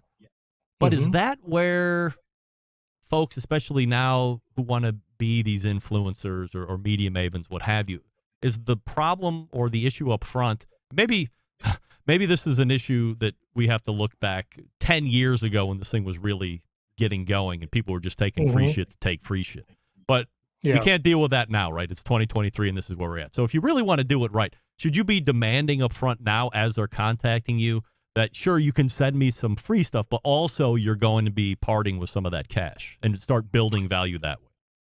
Yeah, I think it's definitely challenging because, at least in my experience, with the first time when somebody reached out, even with free product, like it just blew my mind. I'm like, holy crap, I can get like this for free. Like I was going to buy it and now they're giving it to me. Like, yeah, hell yeah, man, send a case of it or however much, so that initial excitement, you're just excited that somebody's acknowledging what you're doing. It's a business, they're providing a product that you want to use. So you don't even think about money. Like when I started my page, I had no intention of this, that I would even be able to make money on this stuff. I'm like, it's a little hobby. I cook, and then once I think the first business that offered me money, I'm like, holy crap, I can actually get paid for doing this stuff. And then, my mentality changed. I'm like, you know what, that's actually a good point because I put a lot of time and effort into this. So why shouldn't I be paid to promote someone else's product? Well, they make their money and I get, a bottle of sauce in exchange for that. So yeah, easy for them to do, right? yeah. So, but it is challenging because, and I, to this day too, like, it's not to say any product that I use, I get paid for. Like some stuff I'll do in exchange for product, or if it's like a smaller company or something that I legitimately just like to use, I'm not going to just not use it because somebody's not paying me. But it's a balance, right? You got to figure out which way you want to go and just kind of move forward. When I met you last year in person at the Hartville Hardware Grill Fest, we talked about doing Grillin With Dad as a full-time job.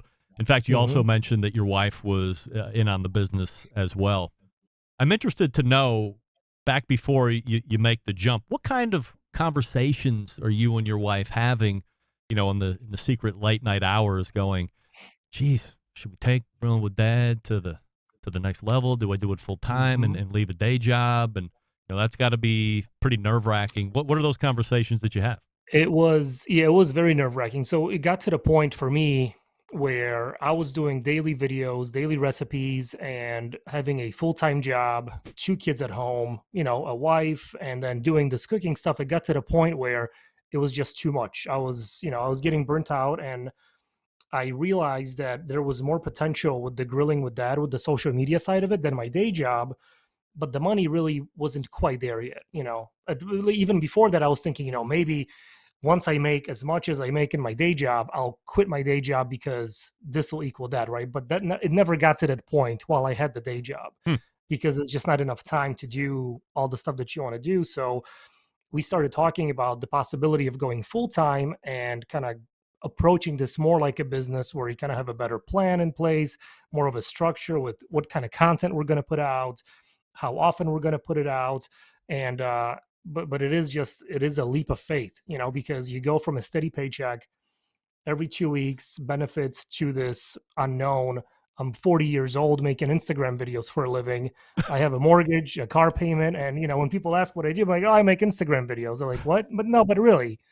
So it's, you know, even in my head, when I say it now, it sounds, you know, wild to me, but it kind of got to the point where it was either that or just kind of, you know, doing the day job and not really doing much anything else. So I've long been a believer in trying to make all the money.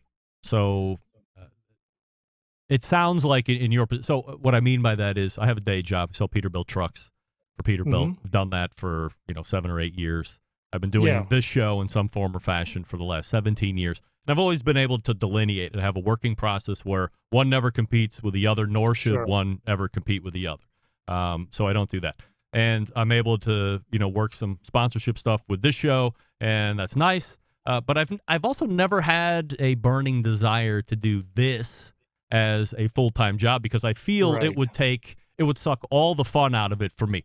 For me, I'm just talking for me. Other people, like you do it and you have a vision on how that's going to be better. But for me, whatever money I'm getting here is cool. I want to make as much money as I can here, but I also want to make as much money as I can at the day job. So it works out for me. But it sounds like you weren't going to be able to get to the point of satisfaction in order to do both for you. You had to pick one or the other.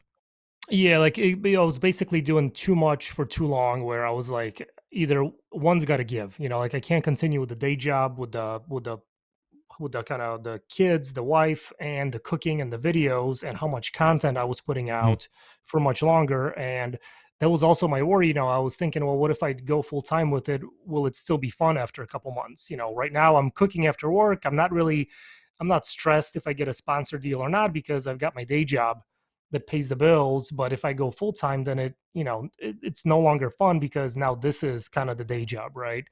But it never got to the point. I kind of, I went full time with it and everything just almost overnight improved quality wise, content wise, money wise. It just continued to grow. And that continued to kind of motivate me to keep going even further with it.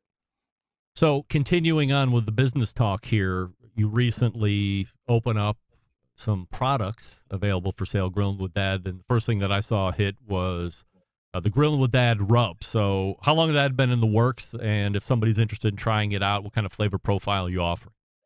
Yeah, so that was in the works for I would say a good 6 to 8 months. Even before that, people would always reach out and say, "Hey, you should do your own rubs." And I was a little hesitant at first because there's just so many products out there, so many good ones to pick from. But I just kind of figured, you know what, people are asking for it, might as well do it, and we'll see how it goes. So we kind of developed our formula, and the hardest part really was to find a good co-packer to make this for us. To kind of not have crazy minimum order requirements where I need to order a truck full of it, because it's just me shipping this from my garage. But once we found a place, developed the formula, put it into play, it's been going really great. It went live about a month ago.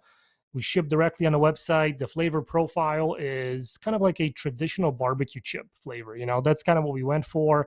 Something that's really good on all proteins, on veggies, grilled, cooked inside in the oven. However you cook, it's going to be a good kind of well-rounded all-purpose barbecue seasoning.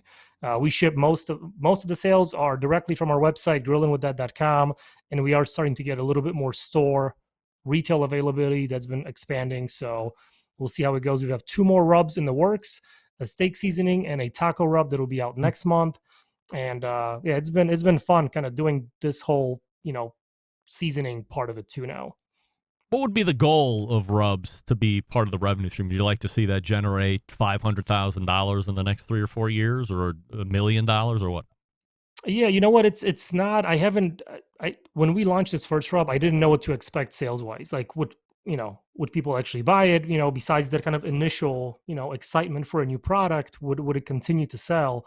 And surprisingly, it's been going really well over the last month. So the goal is to definitely continue growing it and, get into that 7-figure sale income, over the next maybe year or two, once we develop more rubs and get into sauces. I do want to do a sauce. Like, I love barbecue sauce. So we'll see. I mean, I don't want to shit on your parade, Maciek, but holy crap, there's a lot of rubs and sauces out there in the market these days. How do you stay above the noise? Like, what's the strategy there? See, like, the way that I look at it is the rubs and the sauce. Like, I already have an avenue to market and advertise those products via my social channels. So anytime that I use it in my video that gets, a ton of views, I see an instant bump in sales. So, I stay relevant by including it in my videos, in my content, talking about it. We do a lot of demos and local events, little pop-ups. So it's just kind of taking it, taking that route and using the social media platforms as much as we can to promote it and and sell it. So a couple of the rubs and a sauce coming down the pike here shortly. Where do you see Maciek and Grillin with Dad in the next 10 years? So definitely expand the rub and sauce offering. I do want to get into grilling and barbecue tools. Have like spatulas, tongs, mopping tools, whatever things that I use. Not so much that just to have products, but I find that a lot of stuff that I use at the house is just quality wise, it just breaks, falls apart quickly. So I'd rather get a nice, well-made grilling tools that people can use, have that be available, and just kind of a slew of products that relate to live fire cooking, grilling, mostly at the house, in your backyard, where you can get Grillin With Dad products to improve your cooking and grilling experience. Do we have confirmation that the third Saturday in September, there will be a return visit to the metropolis, Hartville, Ohio, to the Grill Fest 2023? You going to be there? Yeah, that's the plan. It was a great time last year. It was, I didn't know what to expect at this ginormous Hartville hardware store, which kind of blew my mind. But I tell people there's a home inside of the hardware store, and people look at me like I'm an idiot. But for real, there's a real ass home in there, isn't there? It's crazy. It's crazy. And they're actually a dealer now of Grillin With Dad rubs. So you can pick your rubs at Hartville. All right. So if you're going to be around the area in September, come down and see me and Maciek and BBQ and Mike Lang to do live demos. I'll be emceeing as well. And this was great first visit, Maciek. Appreciate your time here this evening. Let's do it again sooner than later.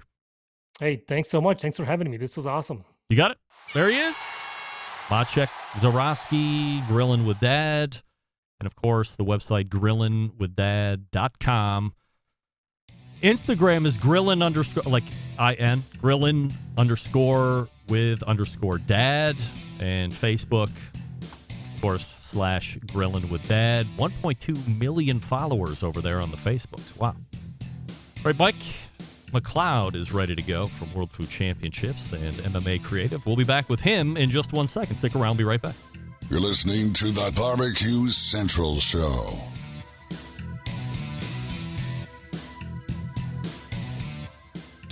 Let's get back to a guy who has more experience giving you his opinion than he actually has cooking. Once again, here's your host, Greg Rempe. And we thank Maciek Zurawski from Grillin With Dad for the visit last segment. This portion of the show being brought to you by Pit Barrel Cooker, the most unbelievable outdoor cooking device on the planet. Available in 3 sizes, a host of accessories. Doesn't matter if you're a beginner or a professional. It's definitely a cooker you want to add to the arsenal. Visit pitbarrelcooker.com and tell them the Barbecue Central Show sent you. Closing the show tonight, the creator of the World Food Championships and the CEO of MMA Creative, longtime friend of this show. And I am happy to welcome back Mike McLeod. Mike, before we get into nonsense and shenanigans here this evening, I'm going to ask you the YouTube poll question of the week that we're asking tonight, which is your favorite barbecue sauce is thick and sweet, thin and vinegary, mustard-based, or mayo-based. Where are you at? Mustard based. Really? Wow. You are with 18% of the voting public, as mustard base being their favorite. Thin and vinegary is just above that at 36%, and thick and sweet is taking the day at 46%. So we appreciate your input on that. About 10 years ago, it would have been thick and sweet, but I think I had so much of that I needed to switch. Yeah, I've just never been into sweet anything. I'm not a big candy guy in any form or fashion, so having an overly sweet barbecue sauce, except like on pork, I'll trend a little bit more sweet, but I've always been more of a fan of the vinegar-based stuff, and I like mustard. Not a big fan of mayo stuff, but yeah, I'm a big vinegar guy. I like the white sauce out of Alabama, but the mustard Carolina profile has captured my taste buds for the last 2 or 3 years.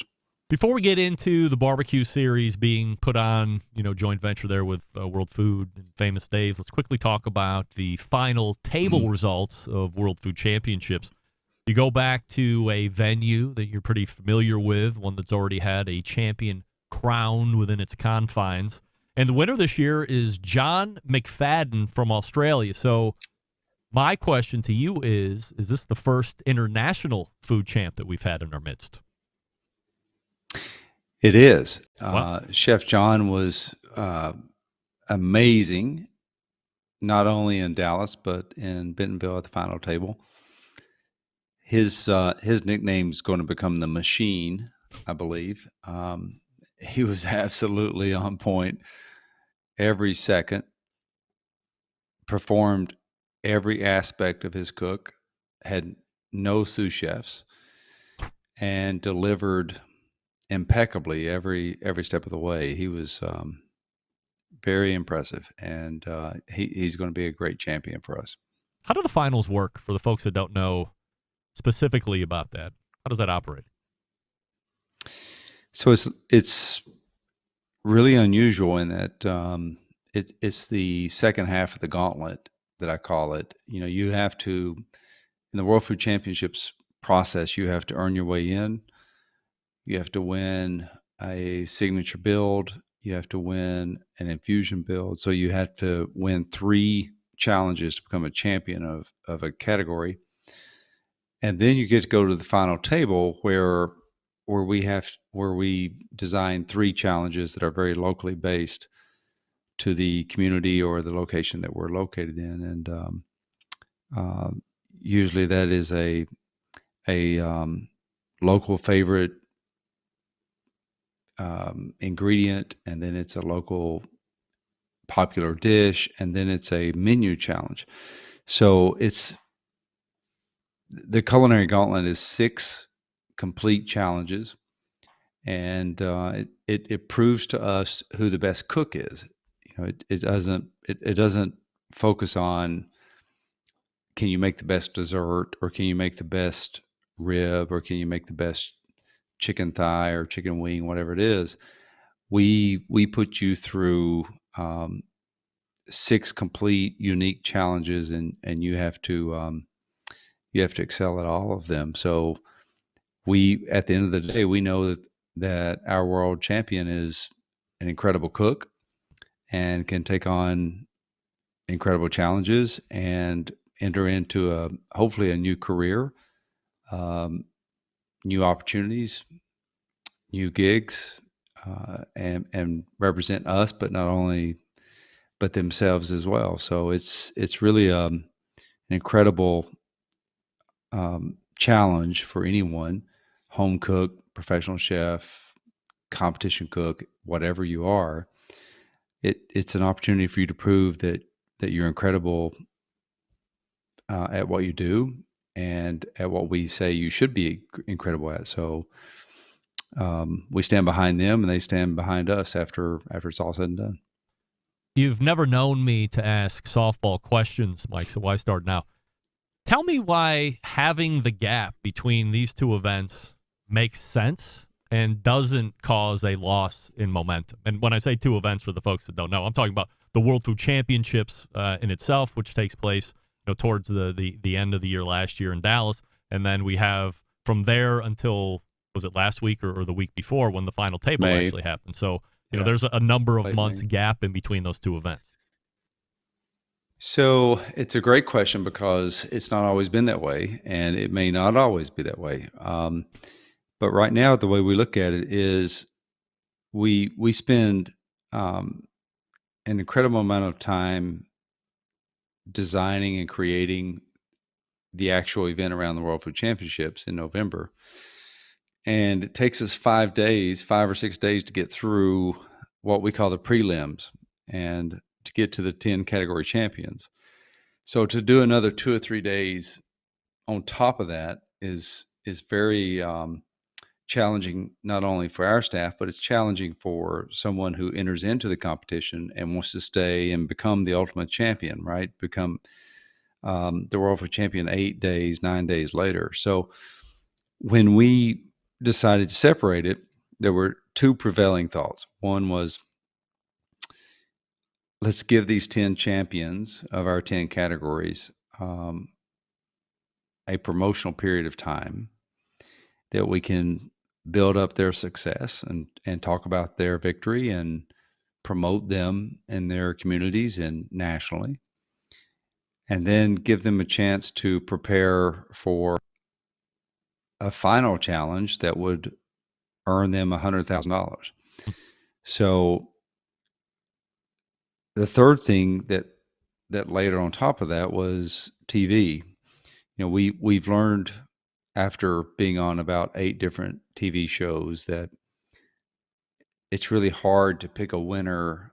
TV likes to pick a winner. They like to follow a character. They like to develop a storyline behind someone. Well, it's hard to do that when you start out with 400 teams, right? Who's going to win? Who's going to be the person that we should build a story around? So for us, we realized that when you narrow it down to 10 teams and you can build challenges around those 10 teams in a final table, then that's a lot more TV centric and a lot more TV friendly. So that was the third and final thought to separating the final table from the main event. Where do you see World Food Championships this coming year? Still going to be in Dallas? Do you still have another year there, or are you out of there? I think my internet is breaking up a little bit. Oh, did you hear the question? Oh, not only a little bit, a lot of it. Mike, very savvy with the, I don't want to answer that question. Ooh, I'm sorry. Or the internet's going in and out. Next question. Hey, look at this. In the chat this evening, Andrew Barnhart from Flip Grill. Andrew, I have to tell you, and for everybody else, I just got my hands on a flip grill that is that accommodates I think it's the original size of the Solo Stove Bonfire. So if you know Andrew, because he's been on the show, being interviewed with his flip grill product. So I took it out of the box, immediately put it together. You can see a video of it up on TikTok right now at the Barbecue Central show. And yes, sir, gonna press that into service as soon as we build a fire in there. Now, the good and the bad news is this. I'm happy to have that, but the bonfire could be being replaced as a main heat source because why? Unbeknownst to me, what came in the mail today? One of Tyson Traeger's timber stoves. Holy crap. I'm going to be leaving town starting tomorrow, and I won't be back until some point Saturday afternoon. But my plan, once we get back, assuming everything's okay and the house is still up, is I'm going to be putting that timber stove together. So we could have a dual introduction or a dual new video here of putting a fire in the bonfire and then using the flip grill there, but then also using the timber stove from woodpelletproducts.com and seeing how well that actually heats, because according to the write-up on Tyson's website, and I would imagine amongst pristine conditions, you factor in a bunch of wind, then we're going to have to move downwind. It calls for a 12-foot radius, a 12-foot heating radius. I mean, that's pretty substantial. I've seen a couple videos of it online, some not testimonials, but some reviews, if you will, and they've given it very good marks. You can adjust the temperature 250 degrees from one side to the other, depending on how you move the air intake damper. So very excited to look at that. And we'll also try out that flip grill. So if you're looking for that. Oh, no. Just got a text from Mike. He's lost his Wi-Fi altogether. No. Mike, say it ain't so. We were just getting into, what did I ask him before we lost the worldwide internets? It was, where's the World Food Championships going to be this year? I thought I remember him saying that when we were interviewing last year that Dallas was running on fumes at this point. Either maybe had 1 year left, there was a contract that they have, and they do contracts just in case, whatever, but yeah, the patio's going to be full. Luckily, the whole side of the house, Andrew, is lined with cement, so that's where the grill stage or the grill land strip is. He's recommending doing wings first. That's not a bad idea. So we might do that. I don't know if he's going to be coming back, so I could pull the plug here and call it a day, maybe reschedule for next Tuesday. Let's see who's in. I feel like I'm full next week. Is that right? Hey, Mike. You there? Can you hear me? I can. Can you hear me? Best laid plans, right? You can hear me though, right?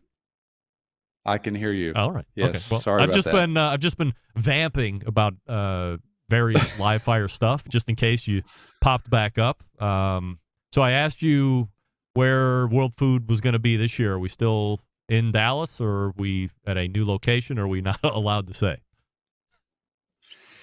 Yes, we're still in Dallas for the main event.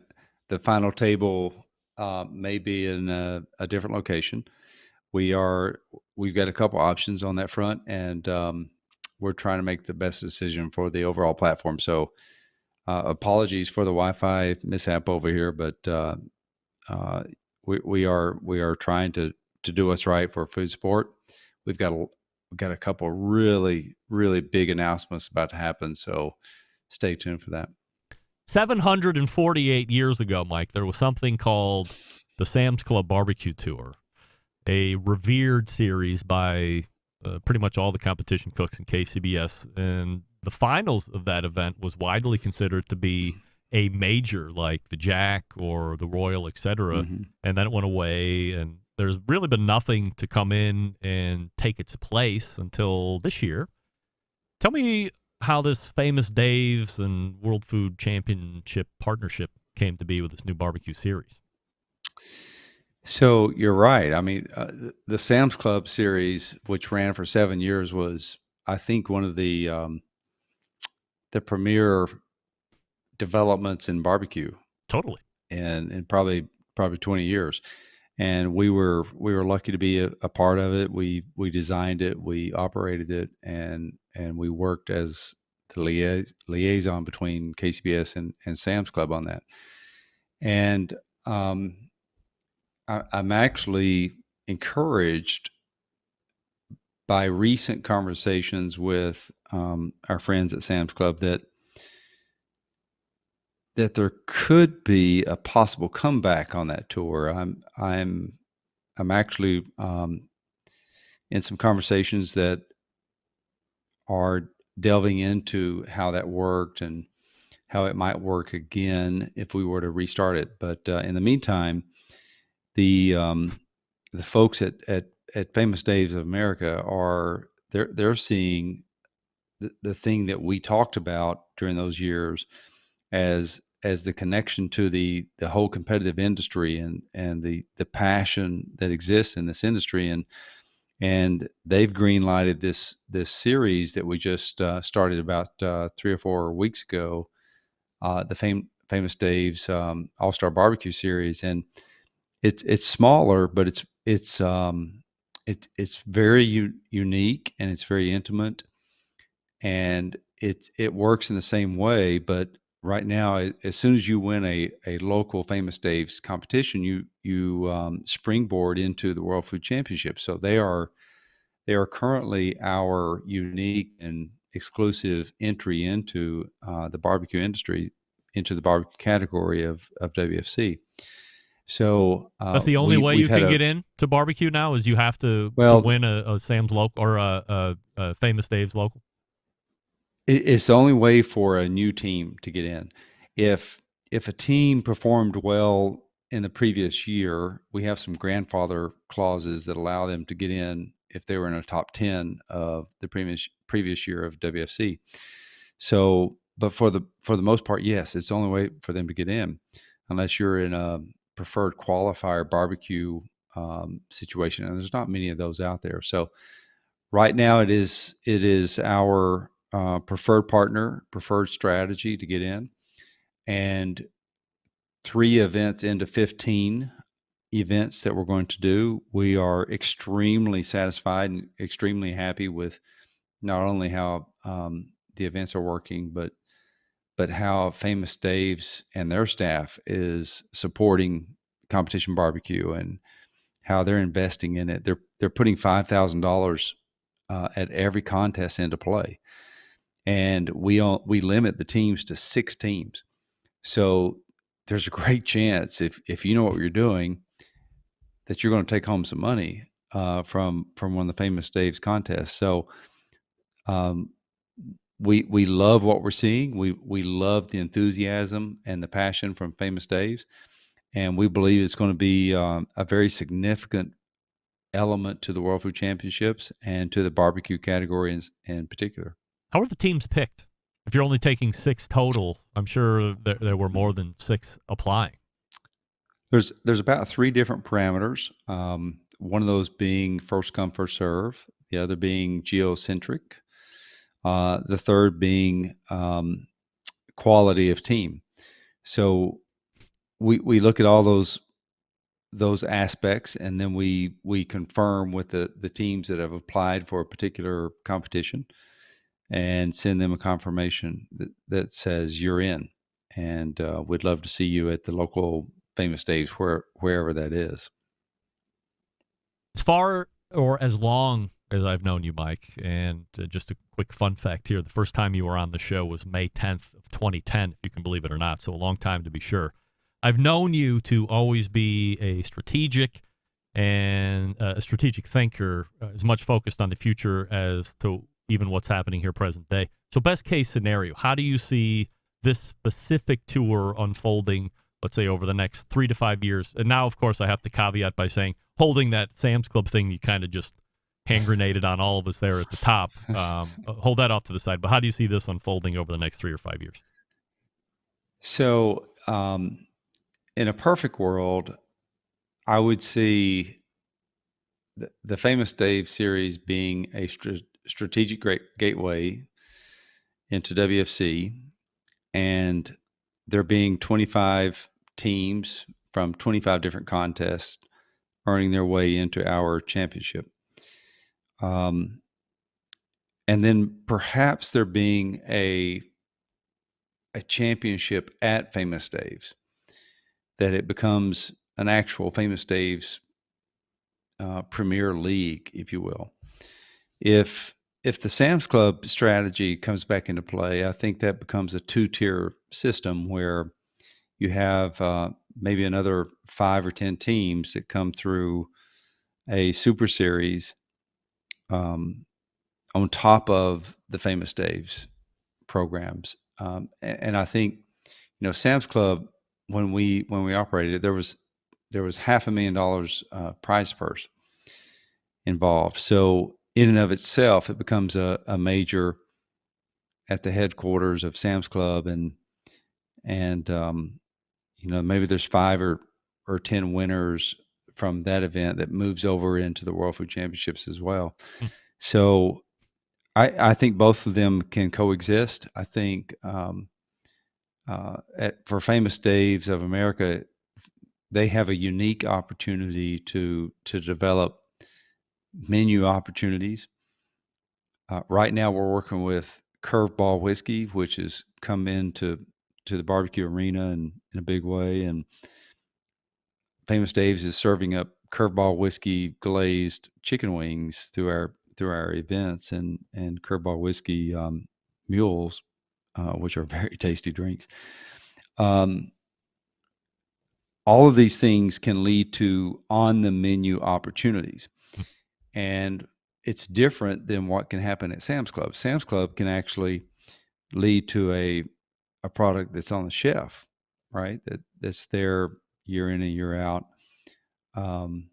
Obviously, or it becomes just a major in and of itself with a lot of money. So I believe there's space for both.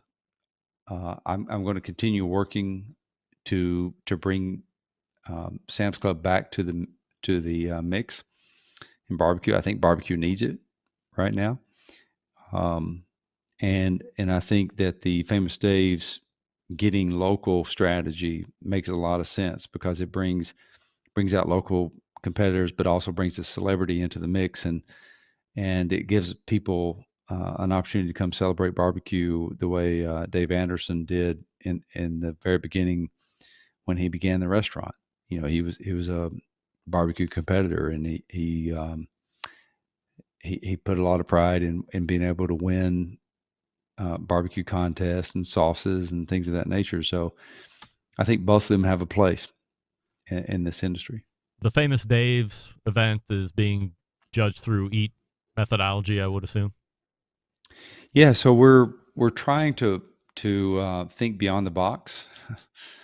You know, I've been a great advocate for competition barbecue for many, many years, and I believe there's a place for the way it's done, but I also believe that barbecue can be beautiful, and it can be more compelling, and it can it can breathe beyond the parameters of what a barbecue judge thinks is great barbecue. And the one distinctive difference that we've built into the Famous Dave's program is that the EAT methodology, which is built on a concept that a cook is making something for you and creating a contract between what I believe is great barbecue and what you should judge it against, is different than what currently exists. And so far, the teams that have excelled in the Famous Dave's program have loved it. And as someone who loves recently blackberry chipotle ribs, which you wouldn't be able to taste at a typical that would get you contest. Like a 4, right, in scoring. Yeah, right. Yeah, that's so far out of bounds, right? Yeah. But in our system, we tell the judges this is blackberry chipotle ribs, and the judges have to discern is did the cook create what they said they created, and it's beautiful. The winner of our very first contest, the grand champion of our very first contest in Las Vegas, for their wild card, it cooked lamb chops, and they were just phenomenal. And the grand champion of the one that we just did in Hermitage, Tennessee, created a smoked pecan caramel cheesecake as their wild card entry. So, I love barbecue. I love ribs. I love chicken. I love pork. I love brisket. I love all those things, but I also love a little variety. And when a team tells me this is the best Wagyu you've ever put in your mouth, I enjoy the thrill of trying to judge that and trying to score that Wagyu, because it's more than just meat in a box.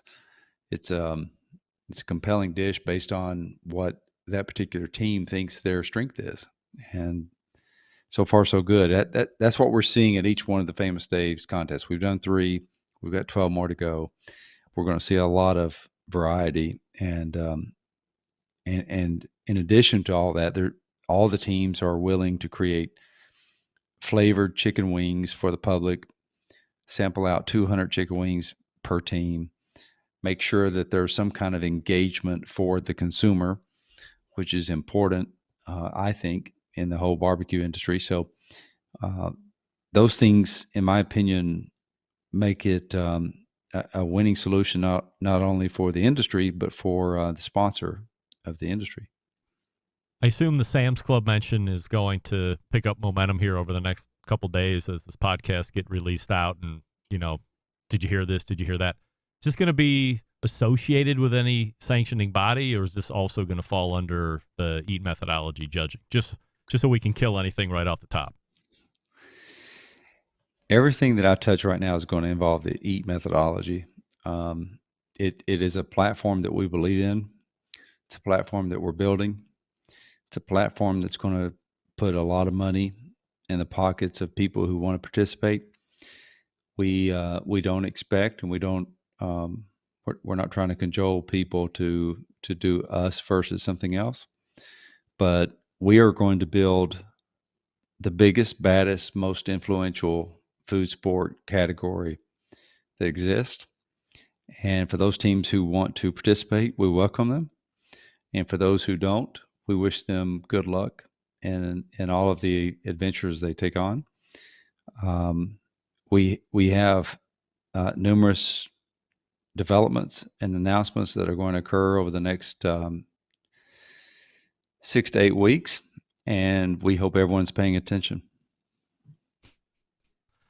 Notice has been served by Mike McLeod there, the creator of World Food Championships. So obviously over the next 6, 7, or 8 weeks, there's most likely a chance you'll see Mike back on this show talking about some of the stuff that'll be unveiled. And if you're going to be in the Long Beach area this coming weekend, right, you can check out that Famous Dave's event that's going to be taking place there this coming Saturday. So Mike, always appreciate the time and the insight as always, and we look forward to doing it again soon.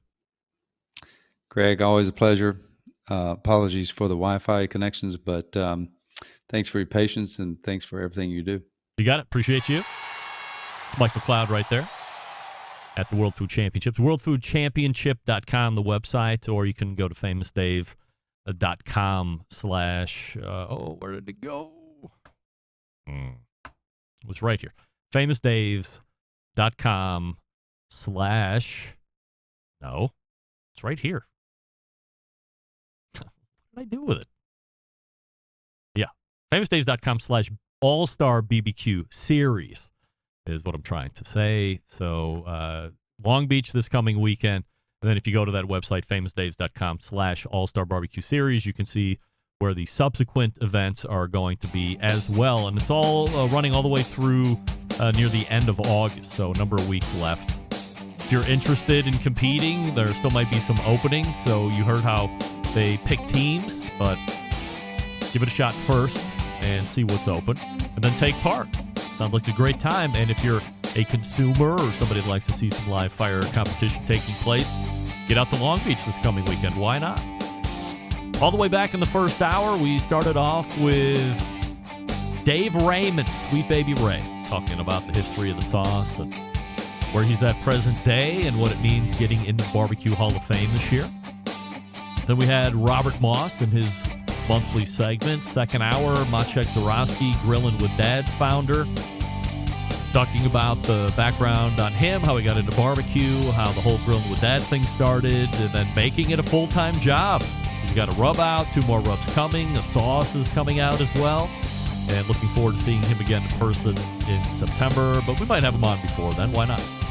And then closing out the show, of course, Mike McLeod from World Food Championships, talking about the barbecue series that's currently going on in conjunction with World Food Championships and Famous Dave's. And that, he dropped a bombshell right there at the end.